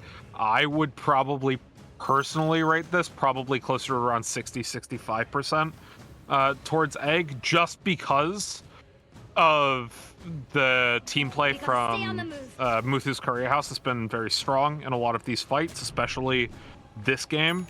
And they've been able to break up and spring out Egg pretty effectively. So it is still technically punish mistakes from Egg, but at the same time, Muthu's Courier House looks really strong, and obviously they have items now to deal with the Broodmother in that Sheepstick. Also helps deal with the Ember Spirit. Sheepstick, obviously. Yeah, in that fight there by King, you know? He was just waiting for his timing. He was getting tipped all game. 3-man stomp into the Cataclysm. It's a real head turner there. If you're on the side of, if you're a Muthu fan, they're still down 13,000 gold, but at the very least, like what you mentioned, signs of life, but it's still not gonna stop the side of Egg from pushing up a high ground here. Roshan is available, that's going to be an Aghanim shard, but bottom lane, They're gonna try to rat this one out. Fortification's gonna be used here. Do they know? Now they do know. Now they do. But they're gonna See, get back. here's the gamble that's being played right now. They can go for T4s if Muthu's doesn't immediately TP. Yeah, they have to go back here. Yeah, they're forced to go back. T4s. One lane of Rack already claimed here. Can he try to get anything more here, Finnick? The jump in again, King! Doing King things! Can they get the Cataclysm? It's a little bit late though! They can't get anything out there! Vengeful Spirit will swap back here. The Broodmother, hookshot back in. They really want the blood. They really want it right now. Randy, he does have the Aegis. He does have a BKB. He has everything. Stampede gonna be used. Roots right there on top of him. Oh no, hold on a second. Mold Machine will actually find the Invoker in the backline. How's that possible? Another 3-man sub right there for King. But the sustain, it's just way too damn good. Randy's getting kited out here with his BKB. Lich very low right now. Can he try to find this one? Right, guys, he's diving tier 4 just to kill off the Lich. But the real fight here. Oh no, the Broodmother is dead. She's gone. Can he try to find anything more here? In the backline, DP trying to get more kills. Raikaz looks like he'll sacrifice his life for DP. DP will be remnanting away. She's gonna get popped here. The Storm Amber gonna try to solve this one out. Ming Z is gonna die alongside Universe. The illusion will come back, but most likely it's gonna be the death of the illusion. Really close fight there on the side of Muthu. But they'll hold once again. Buyback on the Invoker use. Great buyback by Nemudo to basically get back into the fight, isolate out the Broodmother. She had to stay on the side of the fight and basically play on the opposite side of the wall after she got sheep-sicked, and then that enabled Rendy to just go in and delete her off the face of the earth. 7k gold lead now has been decreased for Egg, and they don't have buyback on any of their cores, so this is going to be massive amounts of push coming in from Muthu's Curry House. They're going to force... Fortification. Yeah. You called it a DD rune, by the way. Anyways... We don't talk about that. Yes, we do. Anyways, they're going to be able to push on this T2, but they don't know that the buybacks aren't available, so they're playing a little bit more cautiously than they perhaps should have. Titanic, by the way, on the Ursa. So things have now starting to get a little bit dicey right now on Egg. It used to be 13k. Yeah. Now it's 6. Yep. Rennie now top net worth has Satanic, and there is nothing. Oh, okay, actually, Broodmother now has a Scotty. I was gonna say there's nothing to deal with that from Egg, but they have Spirit Vessel, which gets perched off by Enrage and BKB. But they also I have Scotty completed on the buyback status right now. Clockwork and Centaur, the only heroes with buybacks. Yeah, Egg's been playing very fast and loose with buybacks this entire series. They bought out. Wait. Hold on a second, King. They're gonna be walking into him. They're under the guise of smoke. Mold Machine. He's gonna lead the charge. They're gonna ping him out. Oh no, that's gonna be a disaster. They're gonna jump in. Huge one right there from King. They're gonna kite this around. The Ember Spirit, he's gone. He's dead with no buyback. Can he try to find anything more here? Muthu's gonna get taken down himself. But Nemudo, that's a dieback himself. Hold on a second there, Finnick. They're gonna try to man fight this one. Randy's gonna man fight himself with the Vengeful Spirit. Vengeful. He's gonna try to run away from this one. Can he try to keep this Vengeful alive? The pike away. Stormhammer as well. Doing the damage from the Vengeful Spirit. It's ripping apart Randy. How are they doing this, Finnick? It's 4 dead. It's gonna be 5th soon. There's a buyback on that Centaur, but it doesn't matter. Mold Machine with an ultra kill. They just didn't kite out the Broodmother. Brood was able to get right on top of the Invoker after he got the Cataclysm and the triple meatball, and unfortunately, without the Invoker in the fight, a lot of your team fight ends up falling apart because you're not able to control targets for your Ursa to get on people. And as we saw, the Ursa ended up falling, and Universe actually, with the completed Hurricane Pike, just does so much damage with the amount of attack speed that you're getting off of that, and also the And they're gonna go for GG here. Swap back, King! He's isolated, he can't die! It's gonna be a dieback on the King! You did so well, King! But he's gonna die once again. The supports are now back up. What can they do? They don't have a Frost Armor, they don't have anything left in the tank! It's GG! GG's gonna be called by Canaris, and we are going, or rather we're gonna see Egg going into the grand finals off the back of that huge fight. Making mistakes. What a series, Finnick. I'm well played by Egg. Obviously, if that lane phase was really rough, I was kind of questioning the Broodmother and the ability to snowball, but they played 4P1 really, really well early on. Let the Broodmother get the important timings, obviously, with the Orchid and then the Bloodthorn. And unfortunately for Muthu's Curry House, even though they had very good team fight cohesion in that game, and were able to spring out Egg in a lot of different fights, the one fight that they took where they thought they had the low combo, they weren't able to kill their priority targets, and Egg was able to turn it around because they were able to take a step back and play more cohesively. So really well played to both these teams, and really well played to Egg coming back from losing game 1 and getting the reverse sweep in the series. Yep, that's gonna wrap things up here for this series, and what a series it was, Finnick. I couldn't have asked for a better way to open up playoffs, you know. Egg, of course, going to the grand finals. Muthu, they have another shot. They're going to the semifinals of the losers bracket, so we're gonna see who they'll be taking on in the coming weeks. But yeah, Finnick, that's gonna wrap things up here for the stream. So thank you for joining me. I know you're out of your role, you're out of your comfort zone with you doing color casting, but you know, I'll make it up to you. I'll do color casting when you do the next series as well. Just to throw out an IOU. But yep. Nothing else can be said after that series. What a series being played out by both teams. GG's for both teams, and I'm gonna wrap up the stream. I've been